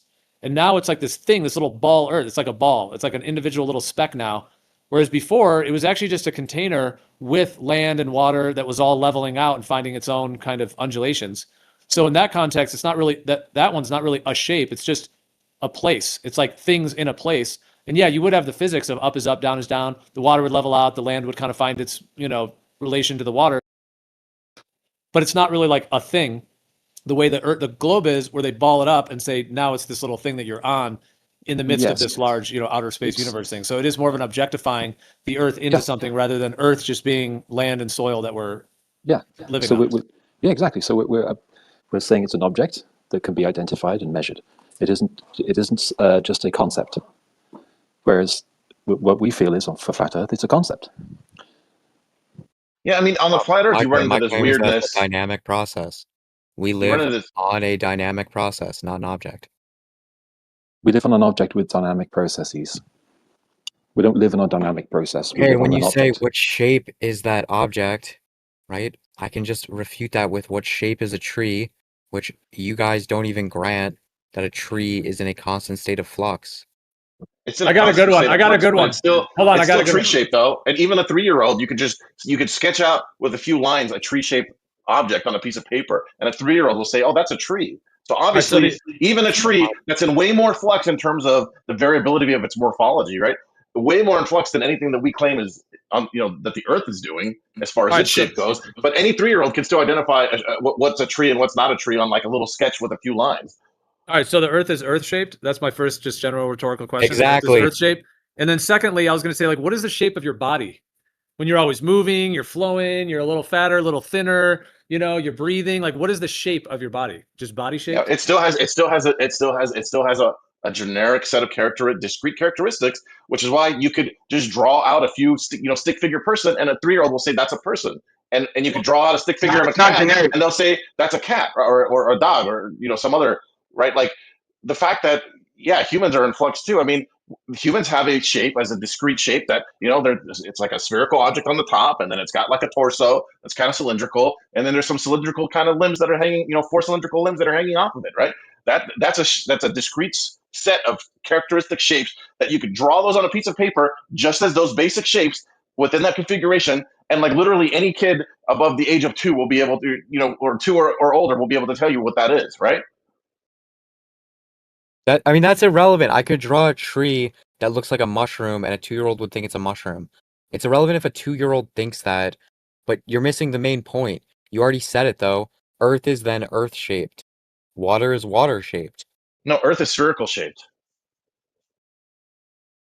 We don't say Earth is Earth-shaped. We say it's spherical-shaped, globe-shaped, basketball-shaped. Right, you make an approximation of something that's a dynamic process, which is constantly changing form, and it's irregular, and it's context-dependent. The only reason why we say humans are human-shaped or trees are tree-shaped is because they have a very discrete shape that doesn't fall into a standard category, right? Unlike the Earth, which we say, of course, there's exceptions, but as opposed to the shape of the Earth, which is spherical, in the same way that lots of other things in our reality are spherical, like oranges and grapefruits and things like that, right? So that's why we say that the Earth is spherical shaped. We don't say that it's Earth shaped because it shares a common shape with a whole bunch of other things. That's not like a human. A human has a discrete shape, right? Yeah, there's nothing else that. No, your argument is that it is like a human and it has a discrete shape. You can't say it's not like a human and it has a discrete shape. Your whole point is that your position is that the Earth is like a human and has a discrete shape. You just ended it with, it's not like a human and has a discrete shape. When I say discrete, I mean it's not in a category of common shapes. It's its own unique thing. Unlike the Earth and unlike an orange, right? An orange, like if I just draw, and this is how you know, right? You can draw just a few lines and show it to a kid and they'll say, oh, that's a person, right? But if I just draw a circle, right? The kid could say, oh, that's a bowling ball, or that's an orange, or that's a grapefruit, right? Because it doesn't have a discrete shape. It just has a generic shape, right? Like a spherical object. I don't know why you're finding this confusing. I'm not finding anything confusing. Neither one of you addressed my point. I have an idea. Jake and I will draw what shape the Earth is. You draw what shape Flat Earth is. My entire point How is that is objectionable? Give me the My list of entire reasons. That's point. emotional. First of all, Red Cloud, you know that I don't claim flat Earth. So first There of you all, go. That's the the two. first objection. You're already chiming through me. You're already doing it. Dude, you need discipline. So first of all, I don't claim flat Earth. Second of all, my entire point is that I don't think you can objectify the entirety of what we live on. So to then do a double tu quoque fallacy, which is one, you're a flat earther, two, you think we live on a thing that we can objectify, and that's a straw man, is ridiculous. What's your evidence that what's your evidence that we can't objectify what we live on? Or can we pick another people that are going to say, I'm a flat earther. Let me draw the flat earth for you. Is there anyone in here who would say, I'm a flat earther? Here, Mr. Red Cloud Media, here is my depiction of flat earth. Jake and I can do it in about 10 seconds flat. Can anyone that says they're a flat earther in here depict flat earth on a piece of paper, take a picture of it and post it in the chat? I think that's And kind if of you the whole can't, point. Like from a perspective, like from the ancient understanding, and also just the bottom line is that we're on a plane of existence. So if we're on a plane, I mean, down is down, up is up, and you have water, you have earth, which comes up out of the water, and so on. Then there's no way to prove that Earth is an object that you could draw. Meaning we're just in a realm, like we're in a place. It's almost like if you just fell from the sky, like out of the Matrix, and you just woke up, you're like, okay, this ground is beneath me, the sky is up there, and you have air, and you have water, and you have this Earth stuff that seems to come up out of the water. Then we're just on a plane of existence. Now, what are the extents of that? Like to do a drawing, you'd have to know what the extents of the whole realm are: the height of the sky, the XYZ axis, what's beneath you entirely. What happens if you were to go out in the ocean and keep going and going? And unless someone in here has detected the edges and mapped and modeled the whole thing to where they could then call it an object and say this is it. Because the reality of the situation is that may not be possible. Like it may not even be humanly possible to actually know what the extents of the whole realm are. Therefore, all we can do is observe it, be in it, etc. Because you're talking about like a God mode kind of thing, which unless you're in God's mind state or a godly state, you're going to be a limited human on a massive plane, a massive plane Earth that we don't know the extents of. So that's precisely what humans did. Yeah, it isn't God mode. That isn't God mode. That isn't. Sorry, but to answer that, I understand the answer, but if we are discussing this topic, the Earth's shape and all the rest of it, and we here as two globers in here can in no time at all draw out the shape of the Earth, and then you have a competing idea of the shape, what you believe it is or think that it is or have a concept, and you can't draw that, and then Hey, you guys don't even have a map. You guys don't have a flat map where you can just apply a scale and measure the distance between any points on it and get an accurate distance between all relative positions. But we can do that on the Earth. I haven't seen any flat earthers debunk that. And Also, this claim that maybe there's, and you guys are also maybe strawmanning this. the position. You're Hold on, also let me finish. strawmanning I'm the still position of what talking, Geo Gally. You don't just need to said. step on me. You don't need to Yeah, step so what on you did me. was a pragmatic fallacy. What you and Red Club both did was a pragmatic fallacy, and you also both strawman Geo's position, what he laid out. Logical fallacy. That's your argument. Hey, logical fallacy, and nothing you say makes sense, and your analogy is not valid. Okay, Red Cloud, fine. If you want to rectify the situation, what was Geo's claim? What was he talking about before you started talking about how he should be able to draw the shape of it? Well, Geo's claim was that if you just suddenly, got dropped off onto the surface of the Earth and you had no idea what you were standing on, how would you determine the shape, right? How would you know where you were, right? He's like, I guess you just have to start going in one direction, or you'd have to, get up high enough to see, right? But that's precisely what humans have done over the centuries, right? We circumnavigated the entire Earth. We mapped it all out. We've determined that you can go in any cardinal direction and you'll come back on yourself, right? So we've determined what that shape was. Now, I have yet to see flat earthers go out and say, That's hey, not look, what there's all this land. You haven't done that. Talking. No flat earther has gone out and picked up a used sailboat at the harbor for 20 grand and then started sailing in a cardinal direction and said, look, I've discovered land beyond the wall, or look, I'm being stopped by this wall of military saying, turn around, you can't go anymore this way, this is where the ice wall is, right? I've never heard any flat earther say that there's some infinite land out there, right? That's just a ridiculous claim that Your arguments, Jake, are retarded.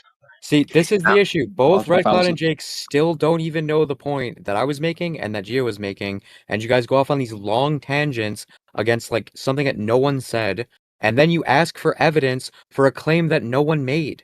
No, you can't draw a flat Earth. Red. Because here's the thing: if we did live on a flat surface, you're changing the topic. Draw me a topographical plane. mountains, yeah, etc. Everything what's going on there. Draw me this. It's two ideas. One is a tangible idea, and one is an intangible idea. One is a tangible thing, and one is declared to be intangible. And can Okay, never be Red Cloud, known. if that's the case, then why would you ask someone to draw it? It's a case of always knowing the answer to the question that you ask. Do you see how that proves you're being dishonest? So you admit that the thing you're talking about is an intangible thing, and then you demand they draw it. Otherwise, you say they don't have any weight to their argument. That proves you're being dishonest. I'm seeing if you are honest in your understanding of It what sounds you like you're believe. giggling to now because you realize, can yeah, call I it what kind you of were am a little doing. bit, because you're basically admitting that you can't draw what you believe to be the shape of the Earth because you don't know the shape of the Earth, so you can't even begin to draw it. But I can't draw the thing that you're asking me to draw that you admit. Yeah, I mean that's a good admission. You can't draw what you believe the Earth is because you can't commit to a shape. We can. You're done. Big difference. Yeah, you're done. Well, none of that was what was. You brought in some idea of drawing something. What we were talking about is that if you're a limited human in on a massive plane of existence of some sort, there wouldn't be any way to be able to know, like to put the whole Earth in your hand, as it were. And that's why I was saying a God mode kind of thing. There wouldn't be a way to do that if it's just land coming up out of water as far as the eye can see, literally water as far as the eye can see, literally. That there would be no reason to assume that it is something that you could just put in your hand, unless you had some way to confirm that. I think that's kind of what the globe model kind of does, a deception where it tricks you into you thinking that you know what the whole realm is. It's like a cheap trick where you get tricked by it because it makes you feel like, oh, you know what the whole thing is because you see it as a picture, or you can just put it in your hand like there it is, the ball, rather than the actual reality is that you don't know what the extent is. The actual reality is that boats exist, planes exist, the ability to go out and discover what the Earth is exists. And some people have done that, and some people have not done that. And some of the people who have not done that say that the people who have done that are lying about it, or they have done it and are hiding it or something. But there are people who have done that. It's because you haven't done that. That's what you should be doing, but you haven't done that. That's fine. You haven't done that. But if you want to say that it isn't what we say it is, then go out there and show us what it is. Otherwise, the argument goes nowhere. You believe people have done that based on your model and your equations and what you learned in school. Yeah. What am I learning here? Yeah, it's nonsensical what you said. What you just said about going in a boat's nonsensical. When you say like the entirety could be something that can't be mapped out and drawn, they're like, okay, so what's the shape of it? Other people have found that they can find the shape of it. I don't think they can actually engage with that idea. Well, some people have found, like Jake said, people have gone out and found the shape, and they've mapped it, and they've described it. Some people the first people who went to Australia, at least the Western people, right? The people in the West went to Australia and discovered it, and then they mapped it. We went all around the perimeter, and now then in school we can draw a map of Australia because people mapped it, right? And they did that to all the countries, all around the world. Red Cloud, can I ask you a question? And if you answer it honestly, I'll keep engaging. If not, I'll just back out.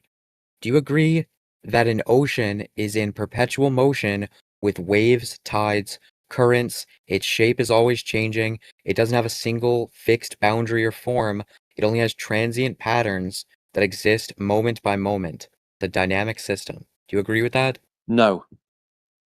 Would that mean you're going to bow out? What part of that do you disagree with? You said if I didn't answer honestly, did you consider that a dishonest answer? If so, you need to bow out. No, if you say that you're answering dishonestly, then yeah, I would bow out. Are you answering dishonestly?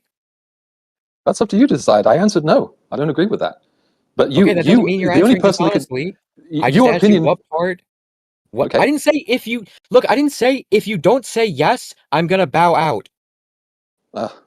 You're the one who said you were being dishonest. That's so fucking weird. I didn't say that. I didn't say that at all. Okay, so then why would I bow out if you weren't being dishonest? That's so weird to say. You don't even realize. You don't even know what you said 5 seconds ago. I know what I said. I said if you answer honestly, then I won't bow out. You said no, so then I asked, okay, what part do you disagree with? You can't just say the Earth is the oceans are in flux, and that's that. The oceans are in flux. So what? You can't measure the oceans because they're in flux. What was the question that I asked you? I'm answering you in the way that I feel that I should. Your Yo, he's idea, playing tactics, dude. He's playing games. yeah, Dude. You're fucking yeah, playing it's very, games. very, No, I very mean much so. his Yeah, so point is just because the being ocean dishonest. What? Tactics. We don't need to say we anything agree. like that. Red Cloud, what was the question that I asked you? I'm playing tactics because everyone plays tactics when they discuss things like this. I asked you a very They specific cite all sorts of question they to cite try all to sorts of keep the logical fallacies. conversation forward. Do you I want me to don't repeat believe it? I don't believe that the oceans are as you say. They're all in flux. No, I don't think they are all in I didn't flux. I use think the word oceans are pretty much flux. oceans. I didn't use the word flux in this question. You got this. I don't know what the conclusion is from just saying the oceans are in flux. What's the point? I don't know What's why the you're conclusion? anticipating a conclusion Because I want to get to the point. Because question. If you could just it takes answer too the long to get to the question point. honestly and directly so we can move the discussion forward. If you choose to obfuscate and engage in bad faith, which is to force a non-conclusion, then yeah, I would have to bow out because what you're doing is stopping any progression. Okay. You did the same thing to me earlier. See ya. Bro.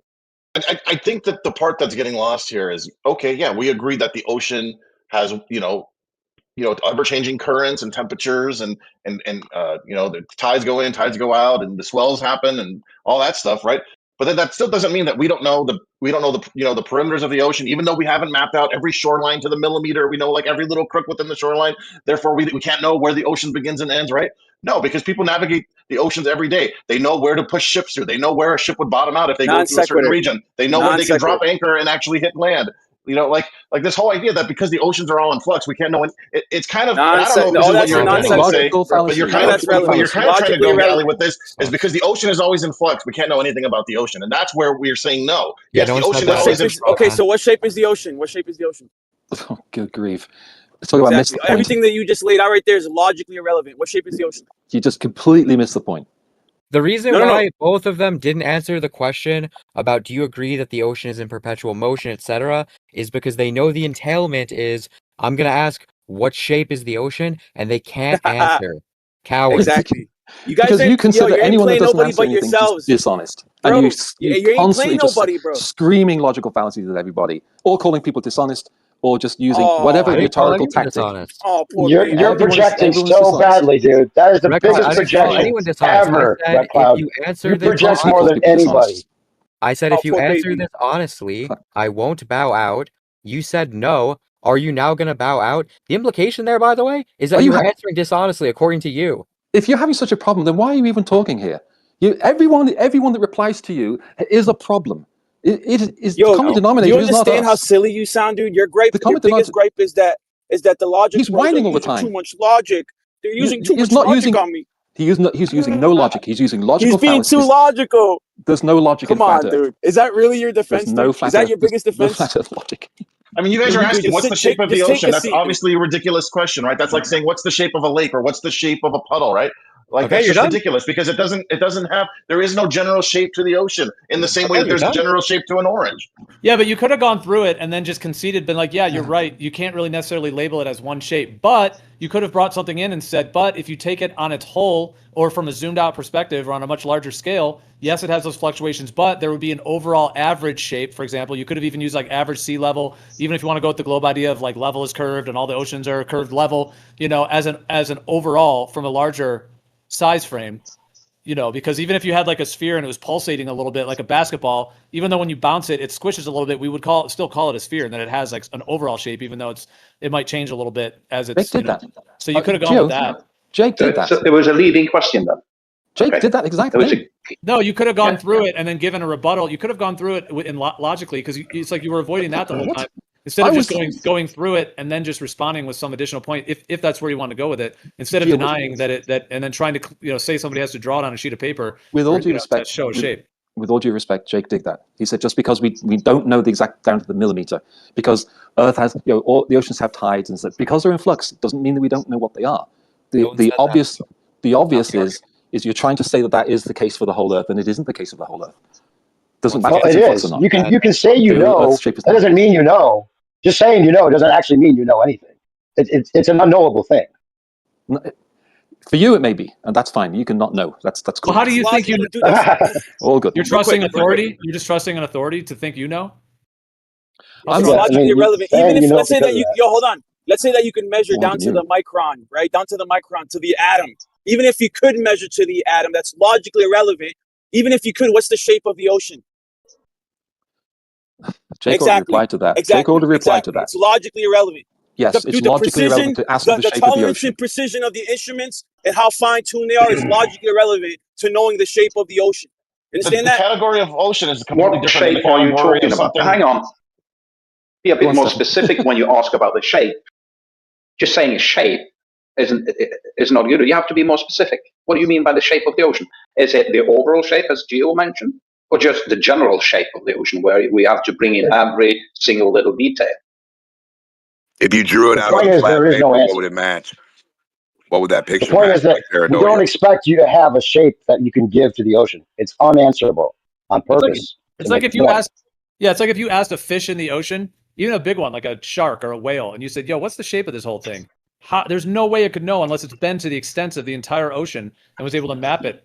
And just because there's Globe Earth like propaganda out there claiming that it's a sphere and that humans figured it all out, again, you'd have to go on authority or some kind of trust, which is not very solid for getting to truth and being intellectually honest. If you choose to do that as a belief, that's one thing, but to debate it as if it's fact when you're going off a third-party authority is just not strong in terms of wanting to get to truth. Yeah, mariners could use a map. Mariners could use a map to traverse the oceans, and they could identify where they were, where they're landing on the continent based on geographic features that stand out on the shoreline.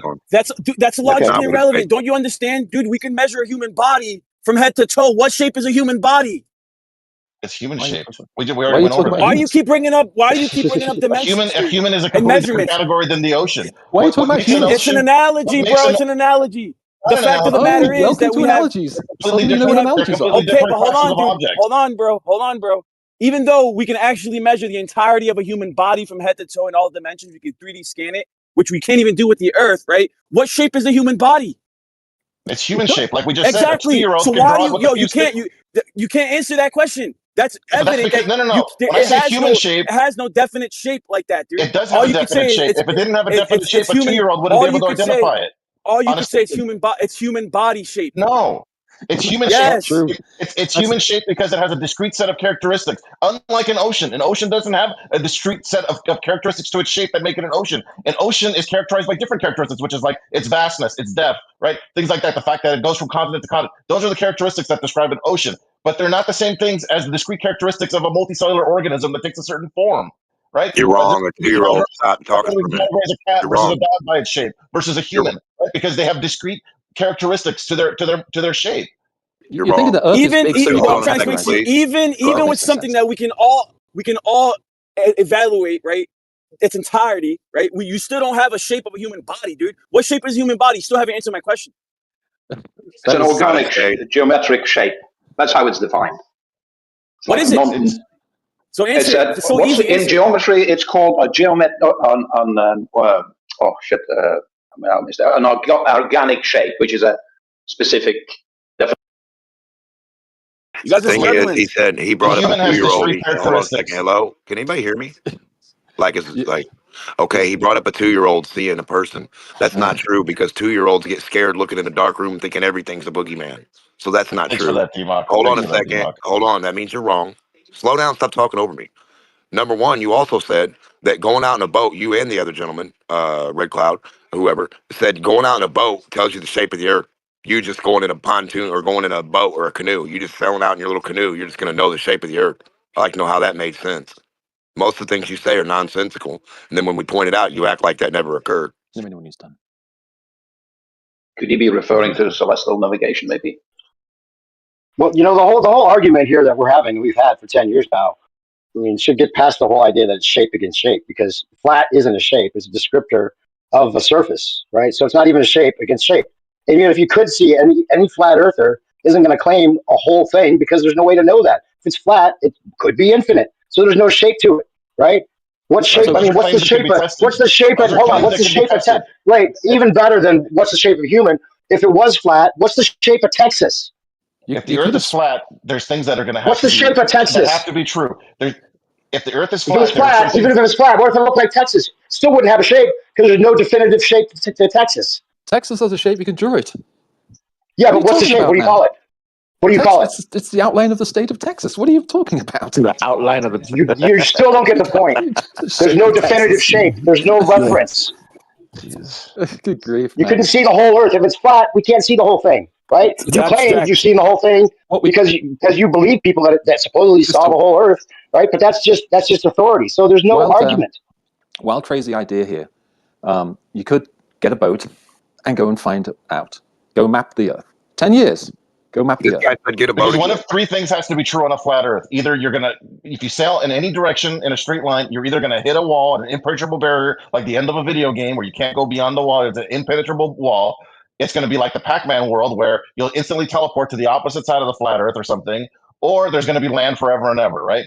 Those are all Wait for things you that to you do would it. be able. Those are all things that you would be able to demonstrate by just simply buying a used sailboat for $20,000 at the marina. Any marina in the United States you could go to and find a sailboat that you could sail the oceans with, right? Yep. Maybe like you want a little bit of a bigger Jake. one. Maybe you have to spend $50,000 on one. But if they got $50,000 to do the ring laser test for the Nobody needs to Epicor, spend any money, dude. Well, you could steal it. By default, it's already stationary level. Now that we don't believe the globe anymore, we're back to the default. There's no reason to spend any money going to so find go show me the walls or land. anything. Go show Flat me the Earth isn't infinite about a lands, claim. or go Flat show me Earth the is not about a impenetrable claim of the wall. whole thing. Flat Earth is just your basic reality. That's all it is. The flat Earth is It's not all the of our default. basic reality. It's what you experience You have directly. to have one of those three things. You You either guys have the have to prove the infinite default land. wrong. You've got And you a don't wall give that you anybody can't a chance to penetrate. talk, either one of you. The default Or of any the position. Or you have to Pac-Man back on yourself. Oh, and the other thing is on flat Earth, you should be able to dig forever, just dirt forever, right? You go down, you start digging, you just dig forever, right? Or you eventually maybe will like the bottom of a video game, right? You have an impenetrable floor that you can't ever get through. You fall out the Jake, none of that's necessary. We already know it's flat, dude. We know it's flat. You have to, if you want to believe it's a ball, you can do all those things to prove it's a ball to yourself. You're never going to convince somebody that realizes it's flat. Yeah, but people circumnavigate, mariners that are moving, ships, people that retire that go on ships, right? People are circumnavigating the Earth, going from point to point using a spherical model to navigate they're the not. distances. They plan out their routes. They plan out how much food they're going to need in water, how long it's They going go to take. upside down relative to where they started out, and all of a sudden they're upside down without realizing it. And There we nobody go. has shown that that's wrong. That's why no flat earther has a map. That's why there's no map that you can put that on a flat table and use a ruler and apply a scale and get an accurate distance between any points on that map. That's why no flat earthers will ever produce a Yeah, map. drop over distance, blah blah blah, dude. It's flat. Okay, Jake, give it up. so I get hired. So let's say like one of my best friends, right? He's a private jet pilot for a billionaire, right? He flies a Global Express around the world for him, right? So when he maps out, when he says I want to go here, I want to go there, and he maps it out, should he use the spherical model, or should he use a flat Earth map? He uses a flat map. There's no flat map. 100%. There's no flat map. All maps are flat. And they're flat distances and they're straight. It's A to B is 10 a years. straight distance You could on a charter the flat boat map. and There spend is no all curved this time distance you discovering need. what the Earth is. All 10 maps years. are flat. How about the next 10 years? Should we All spend maps are flat. There is no globe Take map the with next 10 city years. roads and streets find on out it. all That maps are is flat. ridiculous. That is a ridiculous claim, Maps are Jake. projections. There is no globe map. Tell me, with which city one of the three streets and happens on a highways. flat Earth? Do you hit an impenetrable wall? Do you have land forever, infinite lands forever, or do you come back on yourself like Pac-Man? You teleport Let's to the go other figure side. it out, Jake. Why don't you go north to south, and if you come back, you'll be on a ball. If you don't, we're on flat Earth. Call me, and I'll meet up with you, and we'll keep going. It's just too easy. Just a bunch of nonsense from you two. And boats and planes seem to be getting where they're going using the Google Earth map. So you right? going north to south anywhere, Jake? They're using all those private jet pilots, right? They're using ForeFlight, which is built on Google Maps, right? They're using ForeFlight, right? It's accurately predicting all their fuel, their time in the air, their distances. They're all accurate for any 2 points on the Earth. Show me the flat map they should be using that can do the same thing. Oh wait, you guys don't have a map. You guys will never have a map, right? And you say, well, the Earth has been around. The Earth has been around for the globe has been around for 300 years. But then I got Geo telling me that all the civilization on Earth knew it was flat since the beginning for thousands of years. Yet you guys don't have any map to show us. No flat map to show us. It's called an atlas. It's not even a flat map that has the known places on the Earth. Why are you talking over me every time I go to talk to you? Jake, you know the reason you get so upset is you know we're right. Why is there no flat map that at least has the known places on the Earth, right? Like like all the major continents, like Asia, Africa, Middle East, Europe, right? Australia.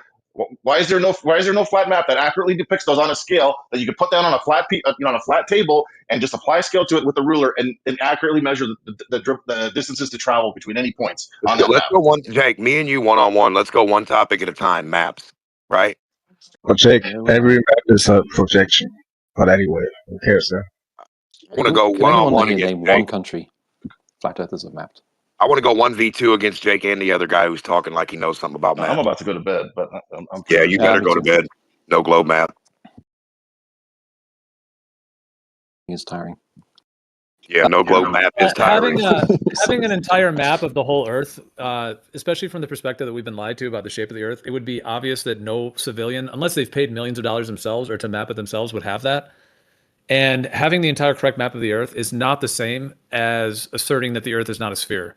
So to say that the Earth isn't a sphere, doesn't have curvature, doesn't mean that by default you also have to know the correct map. That's a whole separate component. And especially from the perspective that we've been lied to, that would be essentially classified information through the governmental systems right now. It would not be expected that any civilian would have that. And like I always say, even if somebody handed it to you right now, it would probably be mocked, ridiculed, laughed at, and just attacked, even though, because any of the Globe Earth folks, they would not be able to go validate it. So they would not be able to go out themselves and be like, let me check this distance, let me check this over here, let me check this, let me check this orientation. Because if you did that, you could make your own map and then actually have something to bring to the table instead of just trying to attack other people that they don't have one, because you don't have one either. You either just go with one that you're given, the globe one, that's fine, which is fine if that's how you choose to go about it. But that isn't really your map, and you're just going off one that's given. So no one in here has mapped the Earth. So to expect that other people have just because they're knowing the Earth isn't a globe is just not valid. With all due respect, Yeah, it's not about mapping at all. if anyone It's in about Flat Earth realizing went it's out not and a mapped globe, and then something, it's flat by the default. first people that would criticize anyone in Flat Earth that went and mapped something would be other Flat Earthers. Because we know Look the what you did. Look what difficulty of everyone, mapping stuff, not and you, we Geo, know but look at what that people you did to are. Jaren. Who's Look what mapped people something? did to those people. They went Who's to stand mapped? out. What did they get? They got attacked by other Flat Earthers. It doesn't really matter what somebody calls themselves. It's about who they are and their spirit and their honesty. So it doesn't matter if they call themselves a this or that. If people are wrongly attacking others, then it's just wrong no matter what they call themselves. Yeah, but who's mapped what now? When Jaren and 7 or 8 other people went to Antarctica, who attacked them the most when they came back with the I thought results you that said they somebody got? mapped something. It Nobody was has other. mapped It was anything. other. It was Flat Earthers. What I'm saying was when Geo said if we went out and mapped, the first thing I have to say about that is I'm waiting for that to happen. But if that did happen, the first people that would attack them would be other Flat Earthers. If you remember the Flat Earth tour of Europe, anyone remember that? Anyone remember the Flat Earth tour with what's that girl and there was another couple of people, I can't remember the names now. Remember the Flat Earth tour? No? Anyone remember that? It doesn't matter. The Nobody people has who to attacked the believe most were Flat anybody. Earthers. What makes you think No one on the Historians globe make it even about paid make attention the to the Earth a live globe. streams they did. They got criticism from other Flat Earthers, even So before they left. people get criticized. Oh well. Even before they left. First of all, Dell nobody showed up when nobody they were here right about to now. leave and was calling them You just shills. don't speak. You just continue, right? Well, because I First was in the middle of again, a thought. yeah, Just, but you're making like you know. 20 different points, and we're trying to address one at least. Go for it.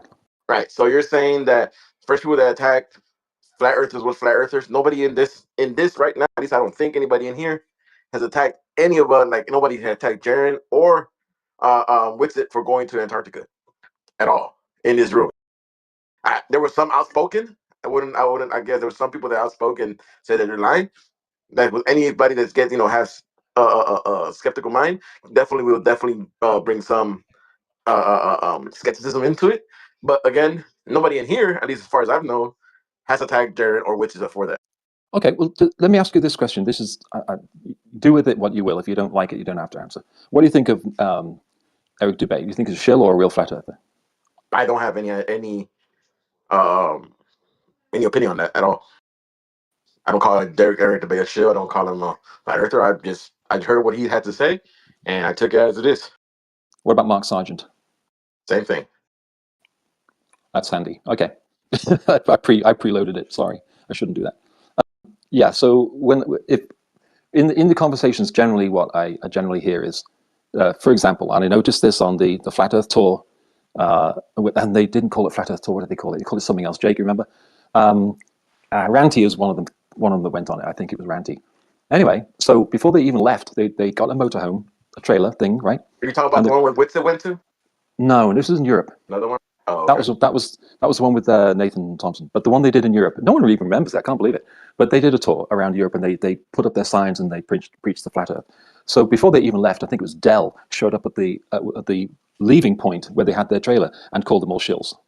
If you go out and you go and measure something, you measure the perimeter or the distance between lands or a country, you go out and say, I'm going to measure a country.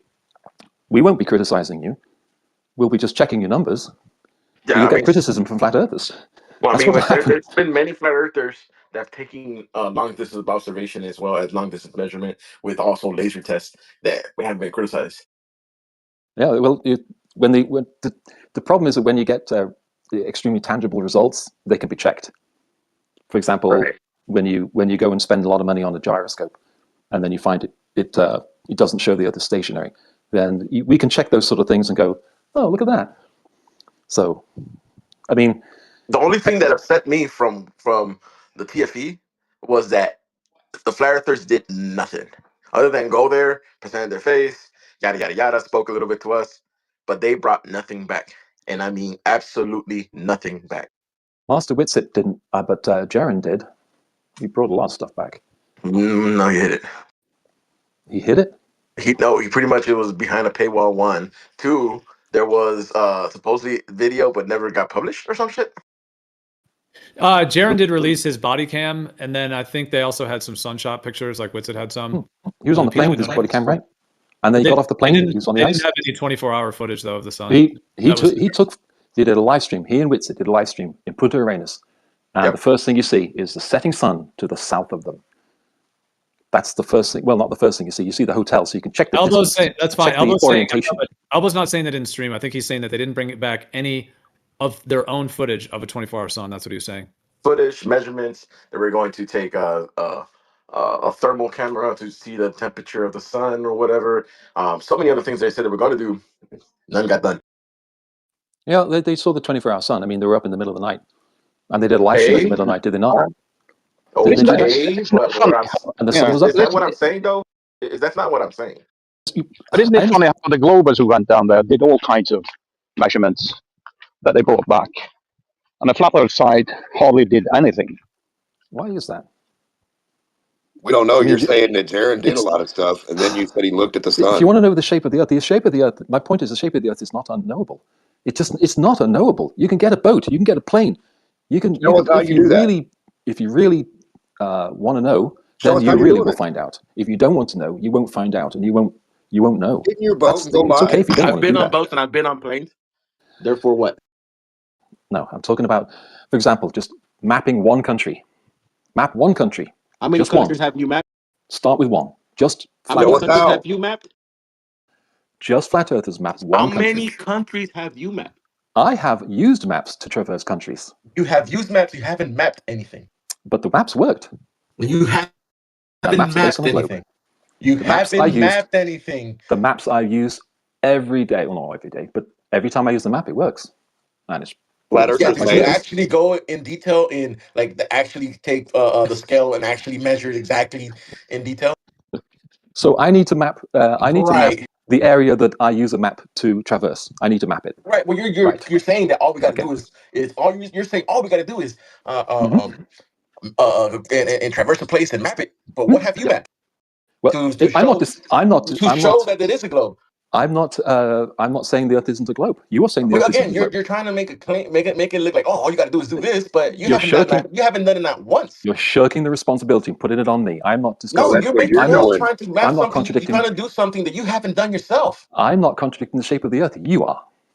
No, you are saying the Earth is the shape of the Earth, and you haven't demonstrated that it is the shape of the Earth. I am not contradicting the shape of the Earth. You are saying the shape of the Earth is not what I've been told, but you are not putting any effort at all into proving it. You're making the claim, and you saying this is the way you find out, but you haven't done it to find out if that's. I have found out because I've used maps and they all work. And every time I get on a plane. Are you trying to say the map is terrain? If the map's wrong, go and prove the maps are wrong. How have you validated the map? Only because you got from one place to by another. Driving to places. It doesn't mean it is the same terrain. You want me to map the area it's already mapped? How about you map the area and prove it is the shape that we are mapped? To map something, you're trying to say that the globe, the way you can find out is by mapping something, but you haven't done that, and you're trying to make me do it, and you haven't proven your claim. Absolutely. Other than you use a map. Dang right, I'm going to make you do it. You go and prove that the maps are inaccurate. Go ahead. I'll wait. Everybody, dude. There might be another person. Let me go make myself a bowl of cereal and wait while you map the Earth and you tell me that why it isn't the shape that I think it is. Flat. Off you go. Got no curve map. You give us a curve map first, buddy. Let me get in with this one real quick. Show us Greenland, that it's not the right size. now. How about that? Greenland, Red Cloud. Go around Greenland and tell us exactly what they show you on the map. Go around Greenland for me real quick and tell us it's only exactly what the map says. It's not represented way fucking bigger. You're not making any sense, dude. You guys don't ever make any damn sense. Well, at all. it seems like he's like he has his belief, and then he's telling others that we should believe it too. Yeah. And do the maps work that I use? No, but that isn't really the question. That is the question, sir. It is the question. The maps that we use are wrong. Is what I'm being told. They're not accurate. No, you're just you seem to be begging for a map. But the thing is, you have one you think you believe, but you're asking for one that's different, which means you're obviously not fully believing it because you're looking for another map. I'm just begging for Flat Earth to stop talking and do something. That's all I'm begging for. Just stop talking. Get off Discord. Get out there and prove that the Earth is not a Is that why you're hanging out with this Red Cloud? Just stop talking about it. That's all. When are you, you coming here to preach? I'm asking, when are you going to do that? He knows the Earth is flat, but he don't want to prove it himself. He wants everybody. None of you are going to do that. Well, there's no reason now he's just taunting us. No. Yeah, I was going to say, I really am. No reason to taunt because the information we're talking about would change the entire world. Then what are you doing in here? The entire paradigm of the world. That's fantastic, Joe. So what are you doing in here wasting your time? Young grasshopper, one must have patience with large changes in the world. These things don't happen overnight. Did you just call me grasshopper? A lot of us have lives going on too. Besides Discord and discussing the reality, right? Do you watch that show Kung Fu? Starts with discussion and getting together and figuring out we have a problem. Then once we figure out we have a problem, like we're doing now, we go from here. But we got a lot of people holding us back, like you and Jake. I used to love that show, Kung Fu. Oh, it's a great show, right? He was Chinese as me. Walking over the desert like with his no shoes like it's nothing. I miss shows like that, man. Actually, I really do. I miss shows like that. Simple guy walks through. You know what? That show was identical to Hulk. It was identical. The Hulk would go from town to town, and then someone would beat him up or try to imprison him or summon justice, and then he would use his powers against them, and then he'd move on. And they'd say, "Stay here for a while. We need your powers." He'd say, "No, I've got to move on." That was every show. It was the Hulk. It was all of them. I loved it. But it's almost like you want a replacement so bad because if you were really sure about the globe, you'd be like, "Oh, I got my map, guys. I'm good. I got my map of the world. I'm good to go." But instead you're like, "Oh, I have this one, but I don't know about it. So what do you have? Where's your map? Where's yours?" I just come in here because I like you. I do. I know that's hard. I know it's hard to think that someone as a complete stranger, is going to say something kind, even though we argue and butt heads. But I come in here because I like you guys. That's why I come in here. Because Ricksky annoys me like crap, but I still think he's a terrific guy. So that's why I come in here. I don't hate you guys. Relationship. I really don't. He's telling us he loves us while he insults us, Gio. I'm not insulting you. Because you're an abusive boyfriend, Red Cloud. We're getting mixed signals here. Well, anyway. I mean, you could be like, okay, another option. You could be like, "Hey guys, I have this map. I believe is true. I believe it. They tell me I don't, whatever reason you don't doubt it. But you could be like, hey, I believe that one's true. But I'm curious, could the Earth be something different? Could there be a different map? And then join us on the journey." Yeah, I mean, yeah. I hope you. I say what I just said. So I hope that when we butt heads and we get all, triggered at each other, that there's no malice. With some of the people, I know there's malice. But it's not great if there's just malice at everything. I really do want you to go out there and FE Core was brilliant. I wanted FE Core to continue. I talked to Bob Nodell. Okay, he talked about FE Core, right? What FE Core did was noble, right? He spent time and effort and energy and money, right? That's what I want. His wife. Your money? His wife. Are you giving it? Are you giving we're in this together. We're all just humans on Earth. We're all I can't do on this Earth together. So just because somebody says what they think the Earth is, it doesn't really mean that they're in some category that they have to give some answers or do some tests for you. Like, you're a person, I'm a person, we're all individual people. Just because one guy calls himself flat earther or whatever doesn't mean that he's obligated by anyone to do anything, really. He has a viewpoint in a person. So if you want to go do tests, you can do them. If I want to, anyone who wants to can do whatever they want. It was just momentary exasperation. But what's the definitive test that we do? I suggested going map one country, and then once you've done that, then you can focus on another one and map that one, and then you can see if the distances are wrong. Or map Australia. Seriously, map Australia. See if the distances are wrong. What are you And we're talking being about? deceived What's that about the got to do with distances. what this thing is That's that it. we're on? Are you okay? I'm great. It's okay. Well, if I draw a whole bunch of pictures on a piece of flat paper of dirt piles, how does that? What's the bigger picture, dude? That doesn't help anybody. What's your definitive thing to say flat or round for us to go do real quick? We could try to do it tomorrow or the next day, and then you'd shut up and you know what I mean? We're good to go. You're on our team. What's your definitive thing? We need each Glober's definitive thing that actually physically proves it's ball or flat, not fucking drawing pictures on paper. I mean, there's a number of things. I mean, you can discuss with yourself because what I'm going to do right no, now. you. Hang no, on, you're hang the on, one that has the wait. What problem I'm going with to do right everything. now is I'm going to get a T-shirt and I'm going to bring it down here so I can talk without my wife waking up, and I'm going to turn my camera on. All right, You so should give me a come up minute. with some sayings. Yeah, put some sayings on your T-shirt. One thing to do that I can do to prove that the Earth is round to a flat earther, up close and personal to them. That's all you need. Mark, maybe they're just But you could do like Eratosthenes measurement. I mean, you got the so-called flat earthers spread all over the world, and you could get a bunch of them to do Eratosthenes measurements. It's not That should give you conclusive. some, at You least should some know idea. that by now, Stefan. It's not conclusive. Doesn't cost anything. Not conclusive still, Stefan. Tossing You're looking at a whole bunch somebody can put a stick in the ground. But I mean, it's contesting one with that example. is How the it doesn't have to be. It doesn't have to be so difficult or it's to not come conclusive, with at least some Stefan. sort of measurements. Dude, what does the tilted plumb shadow look like? That's still plumb. So get a pole and stick it in anything other than vertical. Stick it in a hill. Show us what the shadow looks like, and then take the string and hold it plumb. You know, because you're gonna have to do that. Gravity ain't gonna do that. Where do we see this thing at?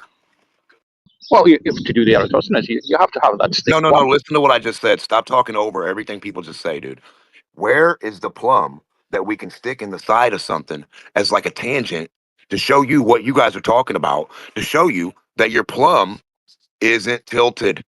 Where are you going to prove that? A physical thing in front of everybody that we see. This one is straight up and down. These ones are straight up. Where's the one that's not perfectly up and down that we can all just keep placing? And you say everybody in the world right now can go out and stick 15 of these things out, and the 15th one, this distance, will not be plumb, but it will be plumb. It won't be directly vertical, but it'll still be level with a leveler somehow. And the string and this is going to do this. The pole's going to point this way, and the string's going to line up with that pole to the center of Magic Center Earth somewhere. Where can you see this at? This is the only thing you need. So many plums until one starts tilting. We're good to go. You mean The like string lines up with it? measuring reciprocal scenic angles? That has been done. No, plums lined up in the dirt or floating ones on the water until one tilts some way. Those two lines are another way than vertical, position. not flat Earth. Not flat Earth when we're looking for the one that doesn't match flat Earth. Do you understand that? Just one. Well, when you measure reciprocal scenic angles, both of those we're gonna lines stare right at them. It's going to be measured let me by finish level. now. Hang on. Both of those lines are plumb at their position. There ain't going to be a both of. We can put a million of them. We're just looking for the one. Yes, do it. Go ahead and measure it. Other ones. Do you Get a understand? Get a theodolite, put a lot of sticks at different distances, and make sure they are plumb, and then measure the elevation angle between them, and see what the combined angles will be. No, we're going to get a whole bunch of fucking plums, and we're going to stick them in the earth and keep going and keep going and keep going. Then somebody's going to have an orthogonal view. They're going to be out to the side looking like, hey, Democ, I see where you started putting them, and I see where you're going with them. I see your whole path. I say, hey, keep backing up until you can just barely see us, and then come into view to where you can still see us. Okay, stay right there. Perfect. I got a view of their view. They got a view of mine. I'm putting all the plums. Hey, Democ, right there, I see it. That one's not. It's not lined up with the other ones, but it's still. The next one isn't. Oh, the next one isn't either. We're looking for that first one that starts that off. Where is that? Not magic stuff. Do you think you could, let's say that over 69 miles on the Glob model, on the 69 you over a know, distance of talking 69 about miles? nonsensical On the Glob model, 69 miles. It changes 1 degree per 69 miles. What does that look like? What is that? So if you want to put sticks in the ground over a distance, and let's say measure 1 degree difference from the, let's say, the left one to the right one, then the distance between them would need to be 69 miles. Or if if you can measure half a degree, So hold on then a second. Hold on a second. So you're saying you have a 69-mile flat spot on a globe to where I need to do 70 miles. So 70 miles to the right and 70 miles to the left is going to be a plumb that's tilted, correct? no, what I'm saying, if you have two poles, let's say you have one on the left side of you, one on the right hand side of you, in front of you, and there's 69 miles between them, and both are plumb. On the globe model, they would diverge by 1 degree. How do you know that? Reciprocal zenith angles? No, how do you know that? Measured by reciprocal zenith angles. No.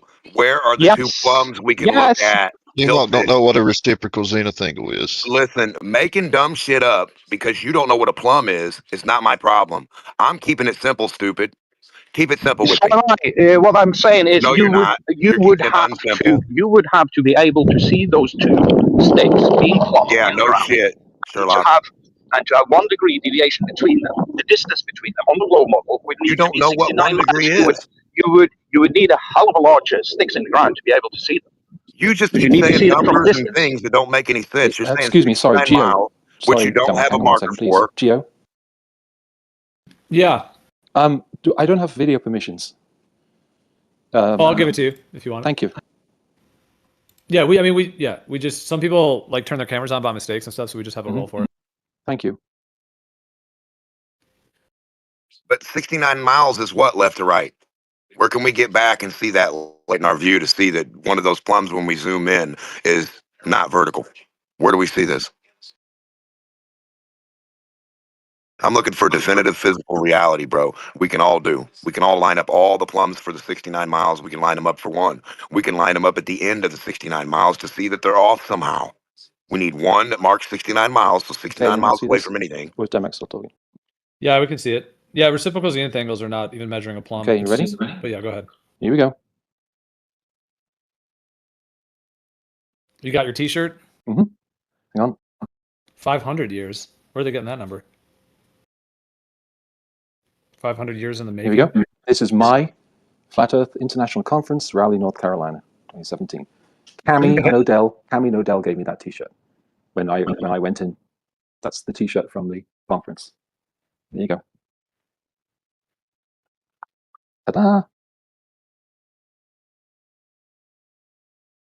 You are a flat Earth enthusiast.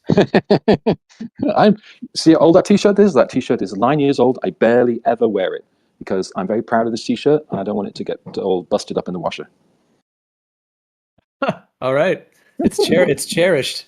It is actually, yeah, it is. I'm very happy with this T-shirt. It's a great color for starters. And Mark Sargent wore this T-shirt, and yeah, everyone was wearing that T-shirt. So that is pretty cool. Hey, I mean, at least you show up. You know what I mean?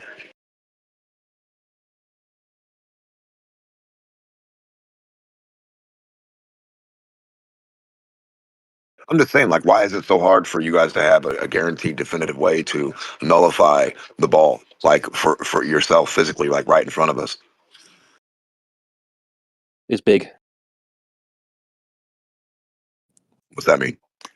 I mean, it's not like if someone said, hey, if I said, hey, I got this T-shirt from Flat Earth Conference, they say, no, show me the T-shirt. Well, there you go. But Earth is not a T-shirt. Earth is more difficult to show. So when you went to that, when you were like on your drive there, or did you fly or on your drive, were you like, oh, they're so wrong, I gotta go hang out with them, or like what was your mindset like? These stupid people I'm gonna hang out for an entire weekend with these stupid people. You think that's what I thought? No, I tell you what I did on the drive. I drove and I listened to Mark Sargent and Patricia Steer about 3 or 4 episodes of Flat Earth and Other Hot Potatoes while I was driving. That's what I did. So, and it only took, because the episode's like 2 hours long, so it took like 2 or 3 hours. Oh, I'm there already. It's funny. 3rd episode, and I'm there. So.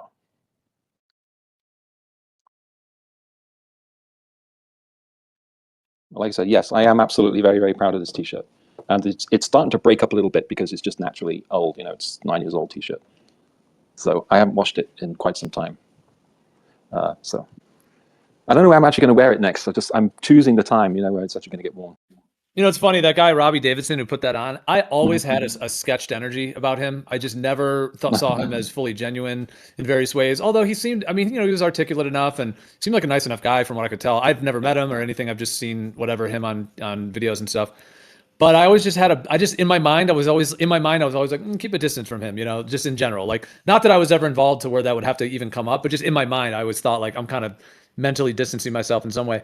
And then to find out that I guess somebody said after the TFE thing that he did a flopper flip, he flippity flopped or whatever, or came out and said, "Oh, I'm not so sure anymore about it" or whatever. Yeah, and that shows why I'm just saying I'm vindicated in my caution of his genuine and what he was all about, because to flip on that is just not valid. I mean, what you have like Jaren, I guess Patricia Steer, who whatever, even her, there's a lot of questions about her, but she claims she flippity flipped. Robbie Davidson, and they were all kind of together and Jaren too. I mean, they were all kind of in that conference vibe thing. Although a lot of other people that were at that conference have not said that they flipped or whatever. So it is just like a few of them. And then I guess Paul on the plane said that he did, which I never really heard too much of his views on the Earth. I know he used to debunk NASA stuff, but he was not there. Paul on the plane was not there. The only person I actually shied away from, I'll be honest, there were a couple of people actually, but the main one I actually got bad vibes from was David Weiss. Yeah, so that was everyone else very welcoming. He felt a bit. It was probably just me. It was undoubtedly just me. The warmest person in order, if I were to rank them, I'd say D Marble was super warm, Mark Sargent super warm. The warmest person there was definitely Patricia Steer. Yeah. So. Yeah, she was into the kind of pageantry of it all and being popular. People talking about her. I never thought of her as, she wasn't. What was she really in it for? I mean, some people think that she may have been some kind of operative along with Mark Sargent. I've heard that, yeah. Because a lot of people question Mark Sargent. Either way, she was into the kind of like, you know, like it was a cool kids club and the kind of pageantry and the sociability more than like the implications and the science or the facts or, you know, in general. She didn't really. It was more celebrity. Like, yeah, the word you're looking for. She was into the celebrity. Well, she didn't. After I think Mark Sargent gave his talk. Well, actually, no, it was before. Mark Sargent was due to give his big talk, and then he had a line of people to ask questions. And before that, though, there was to the left of the stage, there was a backdrop that they set up. And so people got to take the pictures of the various people. A lot of people wanted this picture taken with Mark Sargent. Most people wanted the picture taken with Patricia Steer. Naturally, I got my picture taken with Patricia Steer.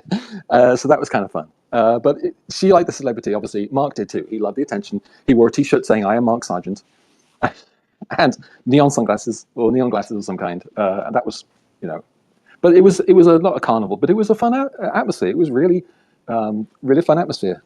So, and I met a lot of really cool people. And the other thing is, Joe, is I've related this story, is I can say Robbie Davidson and a couple of other people, I know they're honest because I dropped my phone. I've told the story. I dropped my phone and someone picked it up and gave it to Robbie. And so when I realized I dropped my phone, I went up to someone and they said, "Oh yeah, Robbie's got it." I went over to Robbie and said, "Hey, I lost my phone." He says, "Oh yeah, here it is. Got it right here." And so I know that he is an honest guy, from at least in that instance. So.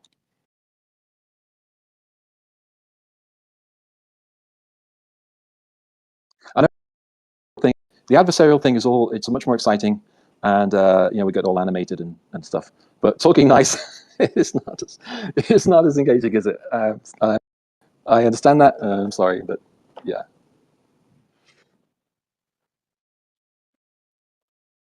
Well, I think anyone in this conversation is curious. So no matter how much one denotes that they have the full faith in the globe, I still think they're curious that it may not be a globe no matter what. And that's the only reason you would really talk about it. I'm not saying you in particular, but that anyone would, you know. I get you. To some extent, like it's the curiosity killed the cat kind of thing, to where, you know, but that's good. I mean, to me, okay, even the most staunch globe Earth person who is purporting themselves in that way in this community, in my mind, is actually way further ahead. Now, I am saying further ahead, implying that the Earth is not a globe. Therefore, there is a truth to get to, and therefore ahead being that they're questioning the globe, debating it, thinking about it. You know, so some people like, okay, like in my viewpoint, of course, it's not a globe. Therefore, there is a truth to seek here. And so in that way, even of any globe earther who's like the most, even like MC Toon or any of those guys or Fight the Flat Earth. Now, whatever they're, okay, if somebody was like an operative though, that maybe is a different category, like they're being paid and not in anyone in that category. I'm just saying like anyone who's just a person, they were just born in a hospital, they had a social security number, they're just a civilian, as it were, in that class. You know, they're not like some Illuminati family member. If they're like in that state and then they're into this, to me, they're actually much, much further along the journey of getting to the truth than somebody who's out there who's like, oh, I don't even care about that, or I'm not even going to think about that or look into it. You know what I'm saying? Because people in this, even if they're really strong saying it's a globe or whatever, or they're strongly saying that, they are still ultimately inquiring, poking around, checking it out, hearing the ideas, and so on. So in that way, like to me, they're actually like further along the journey of even considering this. And the fact that like you and I or can talk about this, or me and Kosho or any, can talk for hours about it, already puts us in a category that if we just met out in the blue and we hadn't met on here and we just met out in the world somewhere, we'd be able to sit and talk for hours about this. Think if we had never met on here, but we met in person. Oh my God, you know about this, you know about that, I mean, there'd be more to talk to you about with it than 99% of the people out there. No, absolutely. If you remember, about 3 years ago, you and I had a conversation, and you said, I can't talk anymore because I got to go to the store. And I said, I got to go get some milk as well. So you went to the store, and we chatted, and I went to the store at the same time. I went and got some milk and came back to my car, drove home, and continued the conversation. You did the same exact thing at the same time. Do you remember that conversation? It was a while ago now. I remember it. Yeah. So that was like having a buddy across town or someone, hey, let's go to the pub and chat or something like that. All right, we both went to the store at the same time. Yeah, we did. We both. Oh wait, you're saying that we were talking on here, and then we went to the store. Yeah, we were talking on here. You said I got to go to the store, and I said, well, you know what? I got to go to the store as well. So I go and get some milk, and you jump in your car wherever it is, and you went to the store. You remember that? Right, but you're just relating as if we had met at the store. It would be similar to talking on here. All right. Exactly. Like, hey, buddy, you saw me in the street. Hey, I'm going to go to the store. Let's come along and let's go to the store.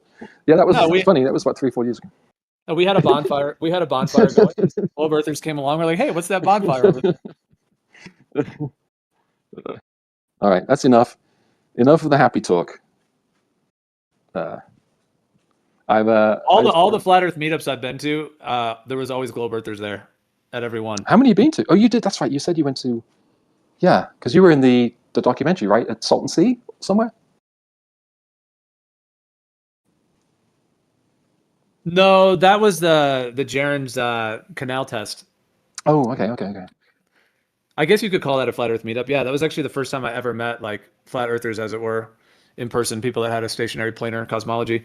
Yeah, I guess you could call that a meetup of sorts. I mean, it was like a canal test thing and all that. But yeah, I went to that. I also went to 2 meetups in Sacramento, and then I went to a thing called Flat Camp as well, which was like a camping type of event. Yeah, no, I was hoping, because Robbie Davidson, he organized the first one in Carolina, the second one, where was it? Colorado, and then the other one in Texas, I think, right? Then he was going to do a cruise. Does anyone remember that? No, they were going to do a cruise. They were going to go on a cruise ship. And have I had heard about that, but I guess they never did it. Yeah, it was too much money. I mean, a few days in a hotel is one thing, but a cruise is different. Yeah, so that didn't happen. So, but I was disappointed it didn't continue. And then Thingy, picked it up again. What's her name? Coffee Talk. What's her name? Karen B. Karen B. picked it up for a couple of years. And then there was meant to be one in Atlanta, Geo. There was supposed to be one here in Atlanta. It was on Meetups or the other whatever website that was, and someone mentioned it, and I looked on. Sure enough, it was, and then it just didn't happen. So I was disappointed by that. Anyway. Yeah, I never went to any of those actual conferences. I remember when they all happened and people were going and seeing all the videos and stuff. I always felt, like I said, a little sketched out about Robbie Davidson's whole vibe and just being a part of all that. But it still seemed like there was a lot of cool people that went. There were a lot of cool people. Robbie's a quirky guy. He's 6'8", and yeah, he's but he's super friendly guy, and everyone around him super cool. It's great fun. Well, you know what? Tell you what. When I pulled up at the hotel, I had all my gear and I was on my own. And some of the guys that were standing out vaping, there was always someone outside of the front entrance of the hotel vaping. Oh, that was funny. The whole time through the entire weekend, there was someone vaping. They say, "Hey, got your gear?" And so they all helped me get my gear on the cart and everything. So that was really cool. And the only regret is that I could only stay the one night. I couldn't stay both nights. So I had to leave because I had a shoot actually on the day after. So I had to drive all the way home and do a shoot. So everyone at the end of the evening, they'd seen the movie and had the conferences and had the dinner and everything else, and they were all chatting in the sort of the bar area. At that hotel, there's a sunken area with some water features and stuff, where they can sit around at tables and stuff, and you can order drinks and stuff like that. So we all sort of hung out there. And I stayed as long as I could before I really had to go. So I drove home like midnight. So you mentioned You mentioned the celebrity aspect of like Patricia Steer that she always had, but I actually think Jaron had a lot of that too. A lot of that kind of energy of wanting to be. That's why like he never really hung out with like a lot of the other community, like never in like Discord or other places. He always was kind of up and away from it all. I think he liked all the attention. Yeah, I mean he's tall as well. Jaron's like 6'2", 6'3", something like that. He's an imposing figure. So he was intimidating when he walked in. He was intimidating. That's the vibe I got from him. Yo, when you said you had to do a shoot, what kind of shoot were you doing? I did a corporate party. No, it was a corporation, a big corporation, and their CEO turned 70 or 80, and I had to do the birthday party, and I booked it months and months in advance. Way before I realized the Flat Earth conference, and I got a ticket. I got a ticket from someone who couldn't go, and they only got the ticket like 2 nights before I left. So somehow I ended up with a ticket to the Flat Earth conference because there weren't any tickets sold out. And someone happened to mention in the chat that they didn't have a ticket, they couldn't go. And so I said, can I buy the ticket from you? And they said, yep. So I got a ticket like 2 or 3 days before the conference. So I was like, this is a sign. So yeah, I went along. And like, oh, hey, Lion, did you see the T-shirt? What T-shirt? Oh, hold on. Flat Earth T-shirt from the conference? Yeah.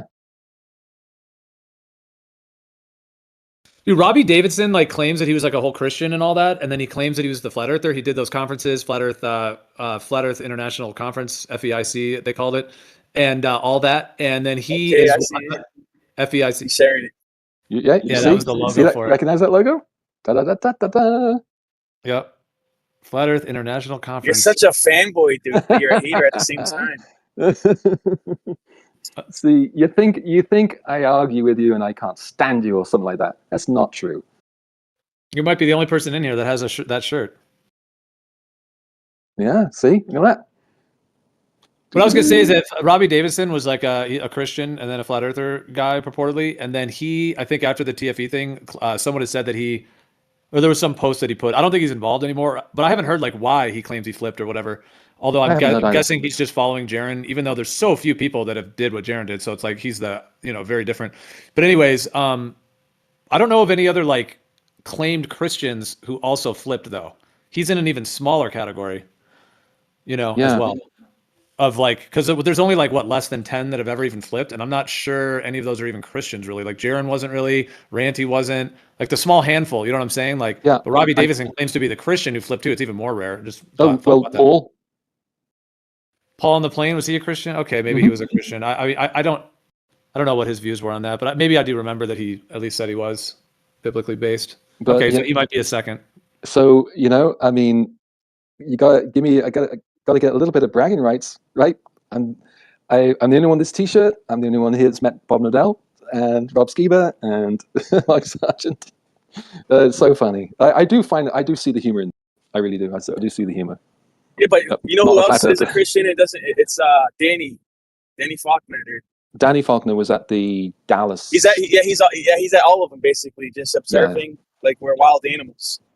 No, Danny's a dude. I've chatted with Danny. Danny is a super nice guy. Really one of these days, I would, he always is in here listening, but he doesn't really talk much. Yeah. I would actually like to. Well, I think because it's hard to get in. He's got more of a gentler vibe and all the intensity of trying to get in on the mic. But one of these days, maybe it'd even be cool to do like an event and kind of, because that might be the only way that he could get an uninterrupted mic and maybe interview him a little bit. I'll think about that. Or if anyone else wants to, I'll think about it if I wanted to as well. But anyone could do an event, maybe have a talk with him, like an interview thing. Because I'd actually be curious to see like where he really breaks down. Because we know he's like a very, very, staunch glober, whatever the word would be. I'm using the word staunch, but he's obviously very much thinks it's a globe. And he writes, he wrote a whole book on how Flat Earth is wrong. It's called Flat Out Wrong, right? Or something like that. Flat Out Wrong. He wrote all that, but then he's really into all this. I would actually be curious to hear like his justifications for how the biblical perspective would be so strongly against the flat earth as he is. You know what I'm saying? It's one thing to be like, hey, I'm a Christian and I think it's a globe and that's where I'm at right now. But he's like, no, I'm a Christian and it's a globe. You know what I'm saying? Like he's really strong in that. So on that view. So I'd be curious like how a lot of that breaks down to him and what his explanations are for everything in the Bible that does lay out. I mean, you were saying with the angel's wings. I mean, bro, I guess, there's some like ways. But at the end of the day, like the Bible really does lay out a cosmology. I don't want to. What they thought at the time. It's claimed to be God's word as well. So. You know what? I found myself getting all sort of tight. And so I was like, Matthew, you got to take over because we were all getting triggered. I was getting triggered. And I was like, okay, I've really tried my very, very best not to be a triggered idiot. A triggered idiot. Well, no, that doesn't work. So a triggered idiot, that works. So I've really done my best to try not to be a triggered idiot. And as soon as I felt that happening again, I was like, okay, Matthew, and I had to just leave. I wasn't scared or running away or anything. I was like, no, I'm just getting triggered. So, and that's not good. I don't want to do that. Because stop being a trigger. Trigger it. So I don't know. That doesn't work. But it's easy. It's easy to do because we were, But yeah, there's no malice. Absolutely no malice. But I would suggest to you that what you do is you see when he comes in, and then friend request him if you haven't already, and then send him a message saying, "Hey, would you like to do an event?" And see if he says, "Yeah," because he's not far. He's not that far from me. He's in Tennessee, and he's I'm an just saying astronomer. I'm just saying I've thought about him at times, and that I'd be curious to hear some of his justifications. I know he wrote a whole book. I understand his general arguments and his idea on it, but I don't know whether I want to do that event or not. I'm just opening. If anyone else wanted to as well, I could think about it. I'm just saying I would be interested to hear how he breaks it down, because he's like he was brought up just because he was at those conferences and stuff, and and then I think he has a thing where he thinks that flat Earth Christians are like a negative influence on the Christian faith, I think is what he thinks. I've heard him. Well, so that's intense to think that it's like, oh no, okay, so people who are pro-vax, they feel like the anti-vaxxers are, are after their position or whatever. People that are globe earth feel like the flat earthers are after them, on their tail kind of thing, etc. So he thinks that the Christian flat earthers are actually a problem or whatever. Or I'm just using that word problem. I don't want to speak for him, but are an invasive species or whatever, which I'm also just using that word myself, which is just wild, because the Bible obviously puts a very, a cosmology that links with flat Earth, obviously. And so the view that Matthew Learns might have is like, oh, well, yeah, the Bible says that, but, modern science. And I'm sure Danny thinks some of it that way as well, that modern science, he's a legit, I don't know if he's lettered, but he is a legit He's a astronomer. PhD. Yeah, he is lettered. Dude, he's in here all the time. He was in here yesterday. Yeah. Oh, was he? Okay. But he's Matthew Learns' level of calm and cool and collected. I spent a couple hours on the phone with him one evening. So yeah, he's super nice guy. If you get to chat with him, if you engage in here, which he generally doesn't do, right? So, but it'd be great if you can get him to engage. Maybe even. He's talked in here before. Oh, has he? Oh, I didn't know. Okay. I don't know about. Yeah, he's talked in here. Yeah, he's talked in here a lot. Oh, but I don't know about. I don't know if he's talked about Christianity in here too much, though. I've always missed it then. A little bit. Barely, though. When he talks, he usually talks about cosmology, but not about young Earth or anything like that. Like, we've tried to get him to talk about young Earth, but he never does. Yeah. Remember Will Duffy, Pastor Will Duffy? He never talked young Earth either. He was YEC. I'm YEC. But Matthew Learns is not YEC. MC Toon is not YEC. But I don't look down on MC Toon. I look down on MC Toon for being mean, and wish he wouldn't. I talked with him about 2 hours ago. He was in another channel when I left here. I saw MC Toon in another place, and so I went in there and chatted with him for a little bit. But I wish he wouldn't be that mean. So that's what I can say. But he's not YEC. He's old Earth. Matthew Learns is. So we have disagreements. Young Earth. Yeah, he's. Oh, Matthew Learns flipped. Matthew Learns says he's not young Earth anymore. All right. I don't think I don't think he ever was, from my knowing of him. I don't think he ever was. You're saying he was young Earth at one point? I don't think so. I thought he was. Yeah, he said he's not anymore. Right. He said he's not anymore. Right. So that would imply that he was at one point. I'll tell you what's funny. I'll tell you what's really funny. If you have a conversation with someone very scientifically minded, and which I have done the past 3-4 weeks, almost daily, have these say half-hour conversations with, not online in reality, with this very, very scientifically minded guy. And we talked science and all sorts of different things, and philosophy and all sorts of stuff, right? And then yesterday, I told him, because he's talked about young Earth, and I said, yeah, I'm a young Earth creationist. He just looked at me like I had 3 heads. It was brilliant. He was like, all these misconceptions. Oh, young Earthers are all knuckle-dragging lunatics. That was his misconception. Well, yeah, now you know how we feel. That's what I'm saying. I said this earlier. I understand. I understand, because that's what I'm viewed like when I say I'm young Earth. And this guy was so gobsmacked because we'd had like 3 straight weeks of very scientific and intense conversations, and then suddenly I come up with that, and he just couldn't believe it. It's not just that, dude. It's evolution too. If you deny evolution, they're gonna look at you like you got 3 heads. Yep. They wouldn't believe you. How can you exist in 2026 and deny evolution? You should try saying you believe it's a simulation. There you go. I actually did use that yesterday. Very good, Cole. I actually said that thing. If you believe in, could you distinguish a simulation from what we have right now? No. So could you distinguish a world created by supernaturally or naturally? No, because the supernaturally created Earth would still have to function naturally. So it would look natural. And he actually said, the guy was actually, you know what? He says, okay, I like that. All right. He was okay with it.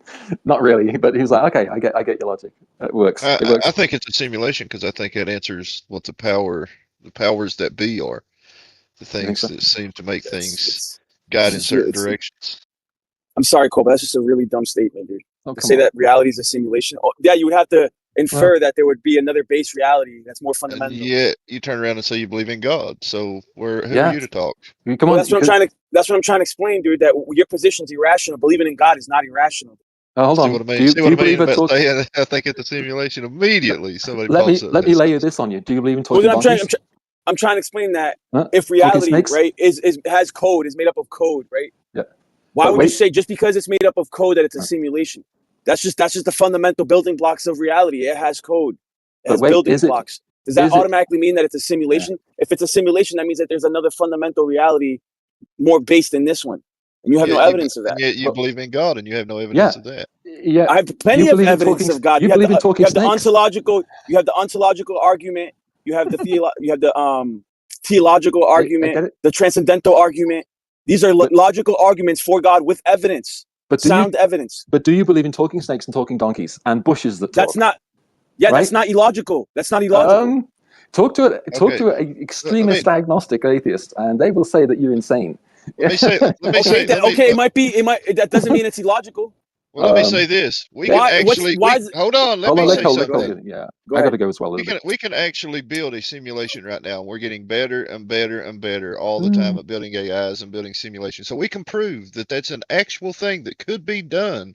That could have AIs operating inside them that does not know they're in a simulation themselves. We can prove that. We're doing it right now. We can't negate the premise. We can't do what the Bible says, and we can't prove a God. So to me, it's much more likely that we're in a simulation than there's a God. You don't know what you're talking. You're making dogmatic. You always do this. You make dogmatic claims without actually backing them up, right? Just because you can build a computer and a video game, right, which is a simulation of reality, doesn't make reality a simulation.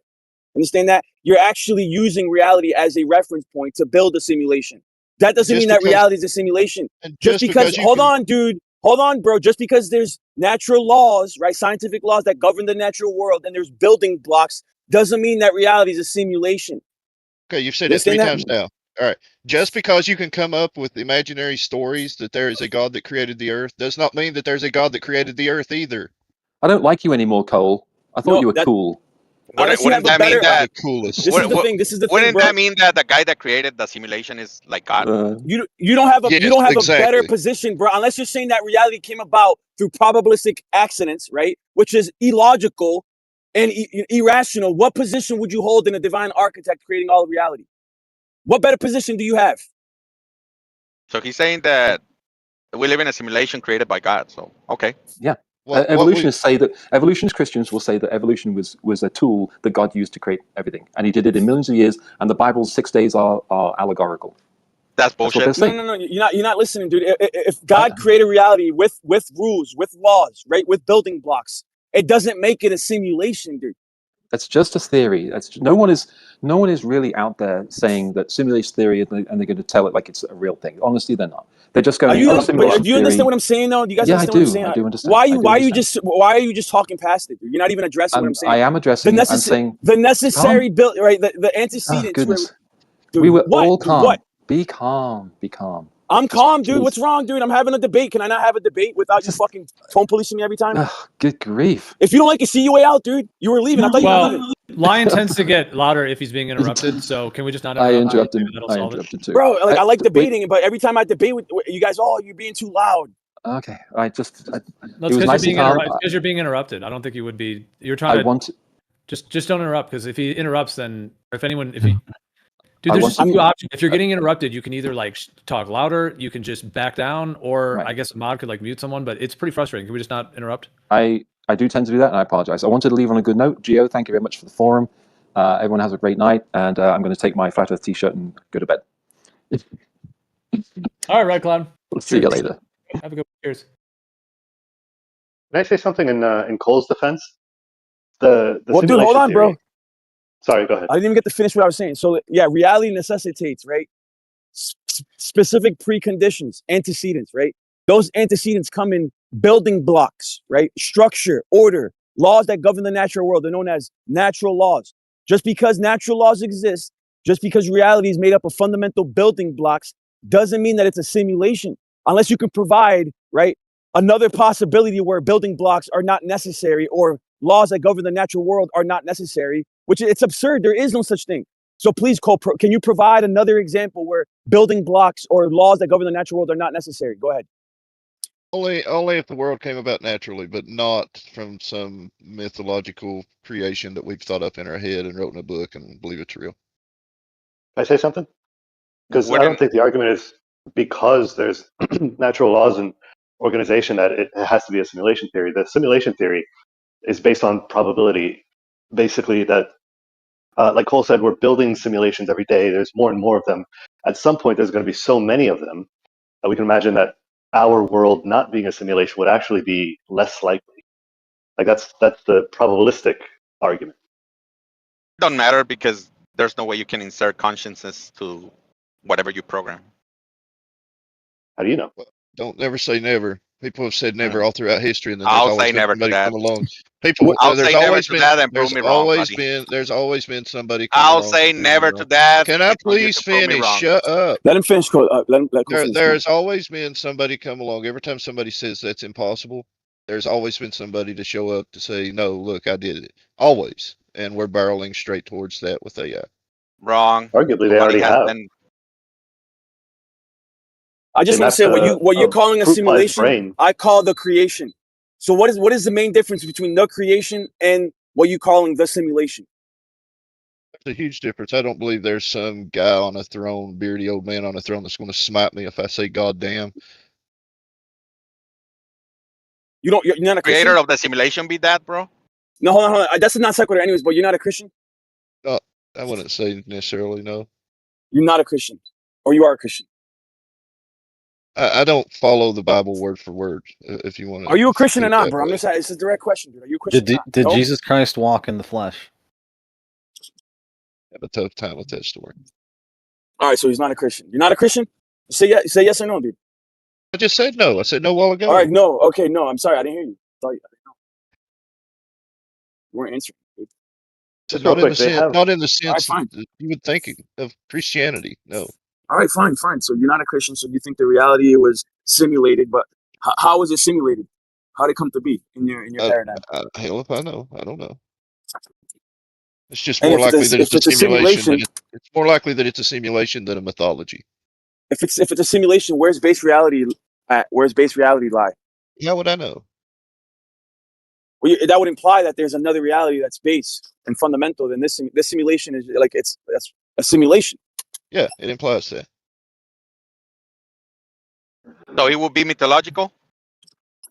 Well, couldn't it just be? Hold on, Cole. Do you go with any type of thing where, so like in a lot of like metaphysical or spiritual concepts, there's the idea that like everything is eternal, that everything exists eternally. You know, even the year 1925 is eternal. The year 1826 eternal. You know, the year 2045 eternal. So if everything is eternal, I'm asking if you're coming from this type of position, but if everything is eternal and exists infinitely, then as humans, we come into a body and then there's now part of that eternity is being simulated into the year 2026 or the year 2010, you know, et cetera. That then there's like there's our consciousness is simulating a portion of the eternity. Do you go off that at all, or any ideas with that? It's some deep thoughts there, Gio. You're getting.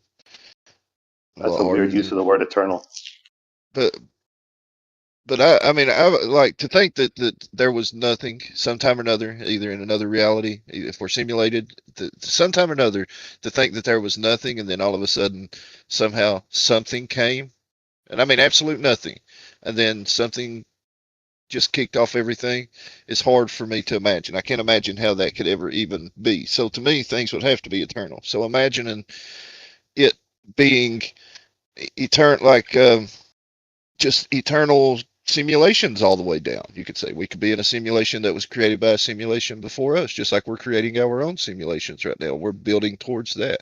I don't know. It just seems though that the more that we create the things in our world, the more it seems to me that it would be more likely that we would be in one rather than it being some type of magical, mythological, heaven and hell type thing.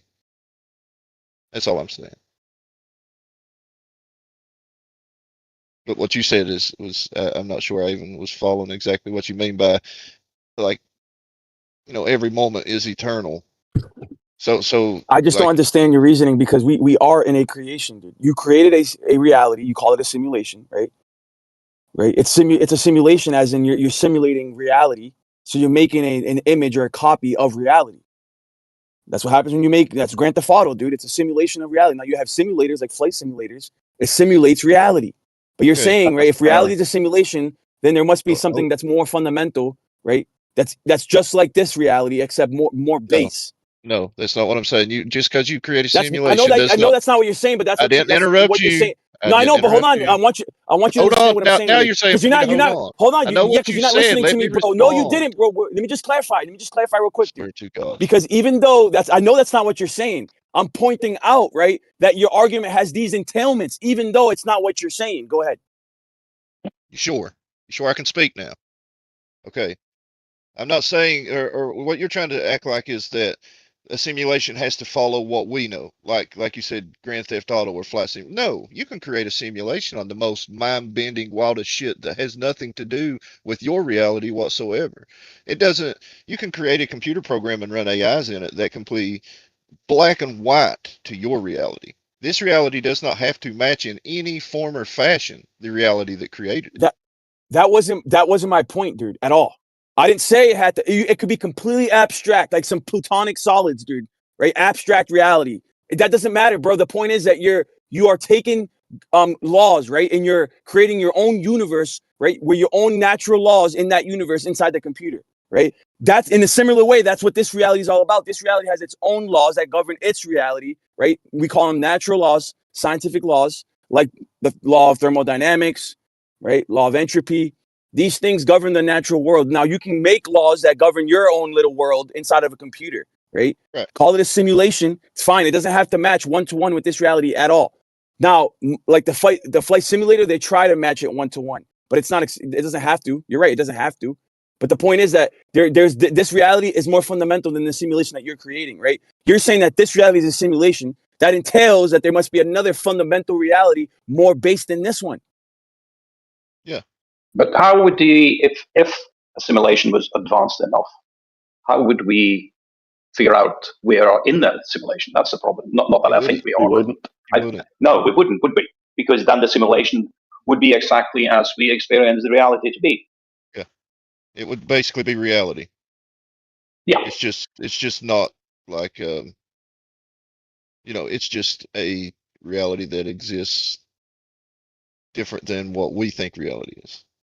What's the material come from?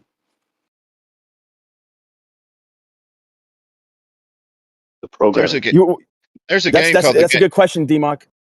There's a game called The Game of Life. I'm not talking about the board game back in the day. I'm talking about there's a game that was invented by a scientist called The Game of Life, and it's on like a grid, and it has just like a few simple rules. It's like if you move up and something's beside of you, you can't go that way. You have to go the opposite direction, and to these, it's got like 6 arbitrary rules, and out of those just very few rules, you get these most amazing set of things that can happen with just like these very few arbitrary rules. If you scale that up and you just make something that you insert, several much more complicated rules in it, then you could very easily end up with what we see as our universe, with what we think of as these rules of nature and based rules that govern everything. That could just be the rules that were set in place that cause That's everything interesting. to come about. That's interesting that you say that, because that's what trying minimalism is all about, right? What is the most basic laws that you would need to exist, right, for reality to be possible? And that's where you end up with the laws of logic, right? The law of identity, the law of excluded middle, and the law of non-contradiction, right? And in order to have that, you need relationality, right? So it's interesting that you're bringing up an example of creating a simulation But the only way that the simulation could be created is if there was a designer, right? And you are the designer, right? You are the intelligence creating that simulation. So that right there shows that reality requires an intelligence creating the natural laws that govern the natural world. Those laws don't just come about through probabilistic chance alone, dude. It's literally absurd. But to me, instead of trying to shoehorn in a God and saying that he's outside of time and space and somehow he's eternal and he created this place, it makes much more sense for me to say that it's life, what we consider as life and reality just continues on, and it continues like now that we're here and there's all these other planets and stuff, all this other life that could be outside of our own planet or whatever. We could just simply be driving until we got far enough advanced, that we could create our. It's like to me, it's like that would be what continues eternity, and it would go, it would continue forever, rather than saying there's I don't some kind of necessarily God that's disagree with outside that. of eternity. I don't necessarily disagree with that because when we talk about the prime mover, right? That's exactly what I'm talking about. There has to be an intelligence setting everything in motion, right? Even though creation itself could have been an automatic process, like, when we talk about automation, or as an entrepreneur, he can actually create a business that's completely automated, right? Automated income, automated shipping. It basically runs itself. So the creator, being all powerful, could have created a reality with natural laws that govern the natural world that would have allowed for an evolution of sorts to occur through natural processes, completely automated. But either way, you need a prime mover to set everything in motion, including the automated processes. I don't believe in a prime mover. I don't believe that there was something from nothing. I think it's just Okay, so it's always been. Yeah, so you basically, if you don't believe in a prime mover, then your belief is absurd. Why? No more than saying that a God is eternally existent. Because you either have infinite regression, right, which ends up in absurdity, or you have probabilistic accidents creating everything that we see today. Either way, it's absurd. But you don't So due to the contrary, but you don't think saying that there's some supernatural being that is outside of time and space is absurd? No. It's a necessary antecedent. It's a necessary precondition for reality itself. It's not absurd. It's logical, right? So this is what I'm trying to explain to you. Due to the absurdity of the contrary, right? Your paradigm is self-defeating. You say you don't need a creator, right? Everything just came about by accident, right? Through probabilistic chance alone, which is impossible. Or it's an infinite regression where when did creation begin in your paradigm? It's always been, apparently. It's always been. So how do we get to the present moment?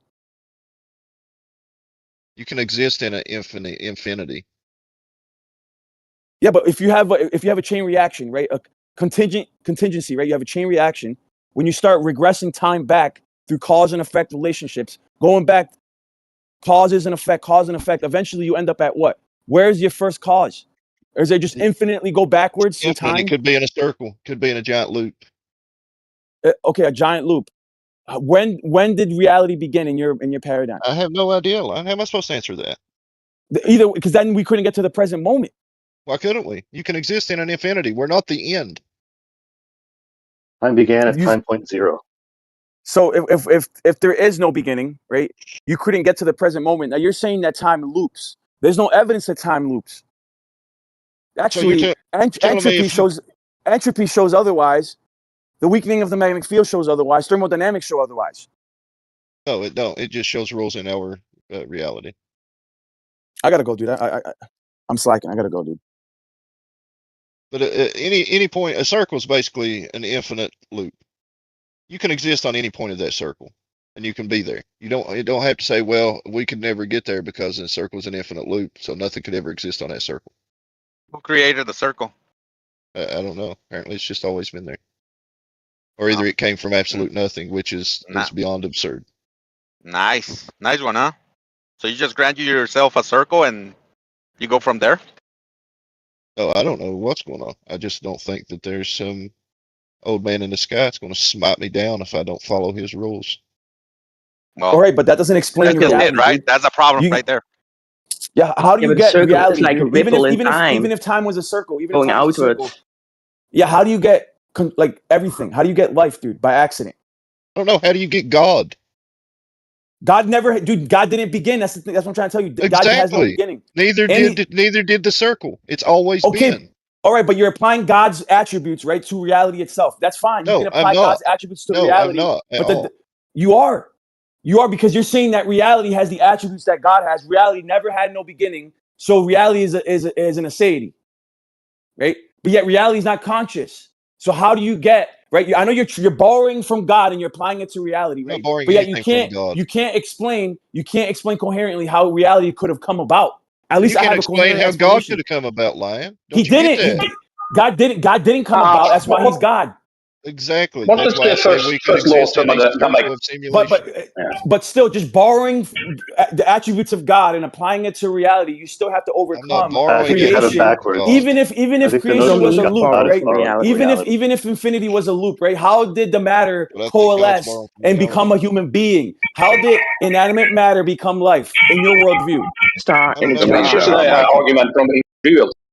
It's not valid. And by the way, what does the first law of thermodynamics say? Whoever has the music, please mute yourself. Yeah, but guys, when you look at star, how do you get life from non-life? It's basically just Lion. Don't you hear me? Wholly separate question. When you have got star in a jar, you got water, you got sound, you got air, which implodes on itself to create that energy where everything is created from in the first place.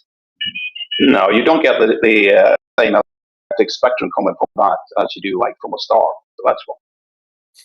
You got star in a jar. All right. So, okay, we got star in a jar. But how does life come about from non-life in your paradigm, Crizzle? It's a wholly separate question. Even your God separated. No, because in my paradigm, there's an intelligence. There. There's an intelligence behind creation. In his paradigm, even though he's borrowing from the God, right, of the Bible and applying his attributes to reality, he needs to still overcome, right, this creation problem. Where how do you get creation by accident? Okay, let me respond to this. To start with, I'm not borrowing from a God. If anything, God is borrowing from reality. And secondly, the God story is the God story, not God. The God story is borrowing from reality because it's basically looking at reality and shoehorning a God did it into it. So God is borrowing from reality. I'm not borrowing from a God story. And secondly, you absolutely are. Secondly, the idea that life came from unlife is just something that happened in this reality, in our simulation. It's a completely separate question. How? To simulation. Explain how. Though. Are you a naturalist? Cole? Am I a naturalist? Yes. Well, like I said before, I think that simulation answers the question on who's guiding and on making things happen. So I wouldn't say a naturalist, but I would say that I don't think a mythological God done it. All right, but do you think that reality is reality intelligent? Is reality intelligent that it could actually put together a human being? Because that would be more coherent. That whatever's controlling reality. Why couldn't nature? Nature is intelligent. Nature is intelligent and created human beings from the dust of the earth. The rules that were put in the simulation. Let me answer it real quick. The rules that were put in. Go ahead. Yeah, but I mean, no, you don't. Evolution doesn't work by an intelligent. Evolution doesn't have a goal. It's just a natural selection that happens. We're not talking about evolution right now. Well, that's what I was trying to say. The rules that were put in place into this simulation would be the same thing as natural processes. Do you understand that the rules of natural processes? Do you understand that the rules have to be supernatural? They have to be outside of the natural. So the first have to be first on top, and then it follows the natural. So your rules have to be supernatural. No, that's just not true. That is true. You're talking about laws that govern the natural world are obviously transcendental, dude. Where do you point to laws that govern the natural world? Where are they? Where are these laws? It's really simple, Cole. If you're gonna create a simulation, you have to have the set of rules first, and then you follow from those rules. You cannot have both things at the same time. Yes. So, okay. That's why I say it's supernatural, right? No. If we're a simulation, then the thing that created us would still be natural. It would not be supernatural. They cannot be. God is supernatural, bro. You said you didn't believe in God, dude. You said that you applied the attributes of God to reality itself. No. I said that God, the God is supernatural. but something that created this simulation, just like if we create a simulation ourselves that we're doing all the time, that simulation is not supernatural and we're not supernatural. The thing that whatever created our simulation is not supernatural. It's just part of the natural processes of things, whatever it is. That's incoherent. God is That's supernatural. incoherent. That's literally incoherent. No, you don't. understand why? I understand that. The ideas and the rules are not similar to the simulation, though. That's what you don't understand. The laws themselves are supernatural, dude. You understand that? No, they're not. So, okay, so when we talk about transcendental laws, right? Like the laws of logic, where do you find the laws of logic in the natural world? Where can you point to them? Show me. Where can you weigh the laws of logic on a scale? Show me. The laws of logic are just thought. Yes, it is. You cannot. The thing is, these are immaterial, right? They're not part of the material world. Therefore, they're what? They don't exist. You can't sense them with your senses empirically. Therefore, they're what? They're supernatural. So your statements are incoherent. You don't even realize it. Yes, it is what it means. Yes, it is what it means. Okay, so rebuttal that. Go ahead. They're Give me your best frameworks. shot. They're not supernatural. They're frameworks. Yes, and they're based on observation of the natural world. Supernatural. Yes, based on the observation of the natural world. Hold on. Here's the problem. You guys are talking past each other. What you can't do, like a globe or a flat earther, is keep injecting your model into the other person's. So you guys can't inject your model into the other thing, your law or anything. So Cole's explanation for what his idea. Hold on a second. For if his explanation for his idea is what he's telling you, the way it starts and the way it is, you can't reject that because yours is different. You have to remember. Sure, we can. Hold on. No. Yes, we're showing that it's incoherent. You can't reject what he's saying for him. You can reject it for your own personal reference. No, we can. We're showing how it's incoherent. So sure, we can. For your own prowess, for your own bias, because you think that, right? No. This isn't dude. This isn't subjective relativism, dude. There's objective truth in the world, bro. It's not just an opinion, dude. No, you can't do that. The laws that govern the natural world are supernatural, dude. That's a fact. Now you can deny it till he's blue in the face, right? But he doesn't have. He actually doesn't have a rebuttal to that. Saying the word laws. Laws of what? Laws of what that govern natural, supernatural? Laws of what? The concepts themselves. The concepts themselves are we're talking about. Hold on, bro. We're talking about transcendental concepts, bro. Right? Like numbers. Those are transcendental concepts. They don't. Yes. So you're saying your concept trumps his concept? This is where we have a problem. You guys have to stop getting mad at people for having a difference of opinion. You can't do that. The made-up words are to describe things. That's your opinion. What? It's your opinion that your law trumps everybody's thing of what they're saying. If he's saying your laws are garbage and your logic is garbage, what does that mean to you when he says that doesn't account for him? Okay. So is it my hold on? Let me end this right here. Is it my opinion that rape is wrong? I have no clue. We're not talking about. You don't have no clue whether rape is wrong or not, dude. Come on. You'd have to listen. You're talking to Cole about his model of reality, brother. Ask Cole if rape is wrong. No, I'm about to put the rest. Subjective relativism right now, dude. This is where you keep having problems and getting mad at the wrong people or saying the wrong thing. Bro. Listen, slow down a little bit. Quit getting mad wrong? because you're religious. Calm down. Fuck. Yo, is rape wrong? Who gives a fuck? We're talking about Cole's model. You know that it would defeat your point. Laws. Now you jump to the word rape wrong or not? Rape who? For what? In nature? No, it's not wrong. Nature rapes everything. What's pollen do? He's trying to show how incoherent you are. Yeah, show me you're how not another engaging. tree doesn't rape well, another if tree. if you answer his question, he will show how. But you're refusing to. Reductio ad absurdum, bro. The moral laws are transcendental, bro. Moral laws are immaterial, but they're real, right? It's wrong to rape. It's wrong, objectively wrong. It's not my opinion, dude. Yeah, so we're talking about. We're talking about transcendental. Hold on, bro. The laws of morality are transcendental. They're immaterial. They're literally supernatural. Whose? The laws of morality. Do you not hear what you're saying? Where's that at? I do hear what I'm saying. Are you listening to what I'm saying? Because I don't think you're following. Selfish and everything. Nobody's following. Morals have a tendency to change over time. Do morals have a tendency to change over time? Lion, you're dealing with people who are saying that in certain situations rape might not be wrong. So, like, just take it easy. It is wrong because it's well, I'm glad Guy's back. You got to take over, guy. I got to go back to work, dude.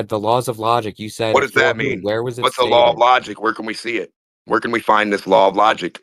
guy. Exactly, they're supernatural. Exactly, Demon. So you don't have them anywhere, and they don't exist, and they're non-provable. Hang on, man. Thank you. Yeah, you cannot go against them, buddy. So they're non-provable. Thank you. You guys don't have them in a bucket, so we can go over them. Extremely difficult, and it's just chaos because you just bulldoze through everybody. So if you say, where can we find it?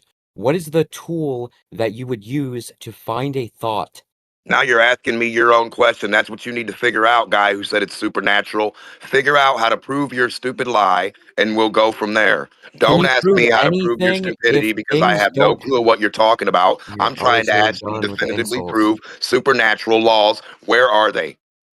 Okay, can you prove anything if you can't identify Stop asking me questions. We're asking you for the proof of supernatural laws. Your Why does questions this keep don't happening make in any here? sense. Religious guys, stop not answering anything.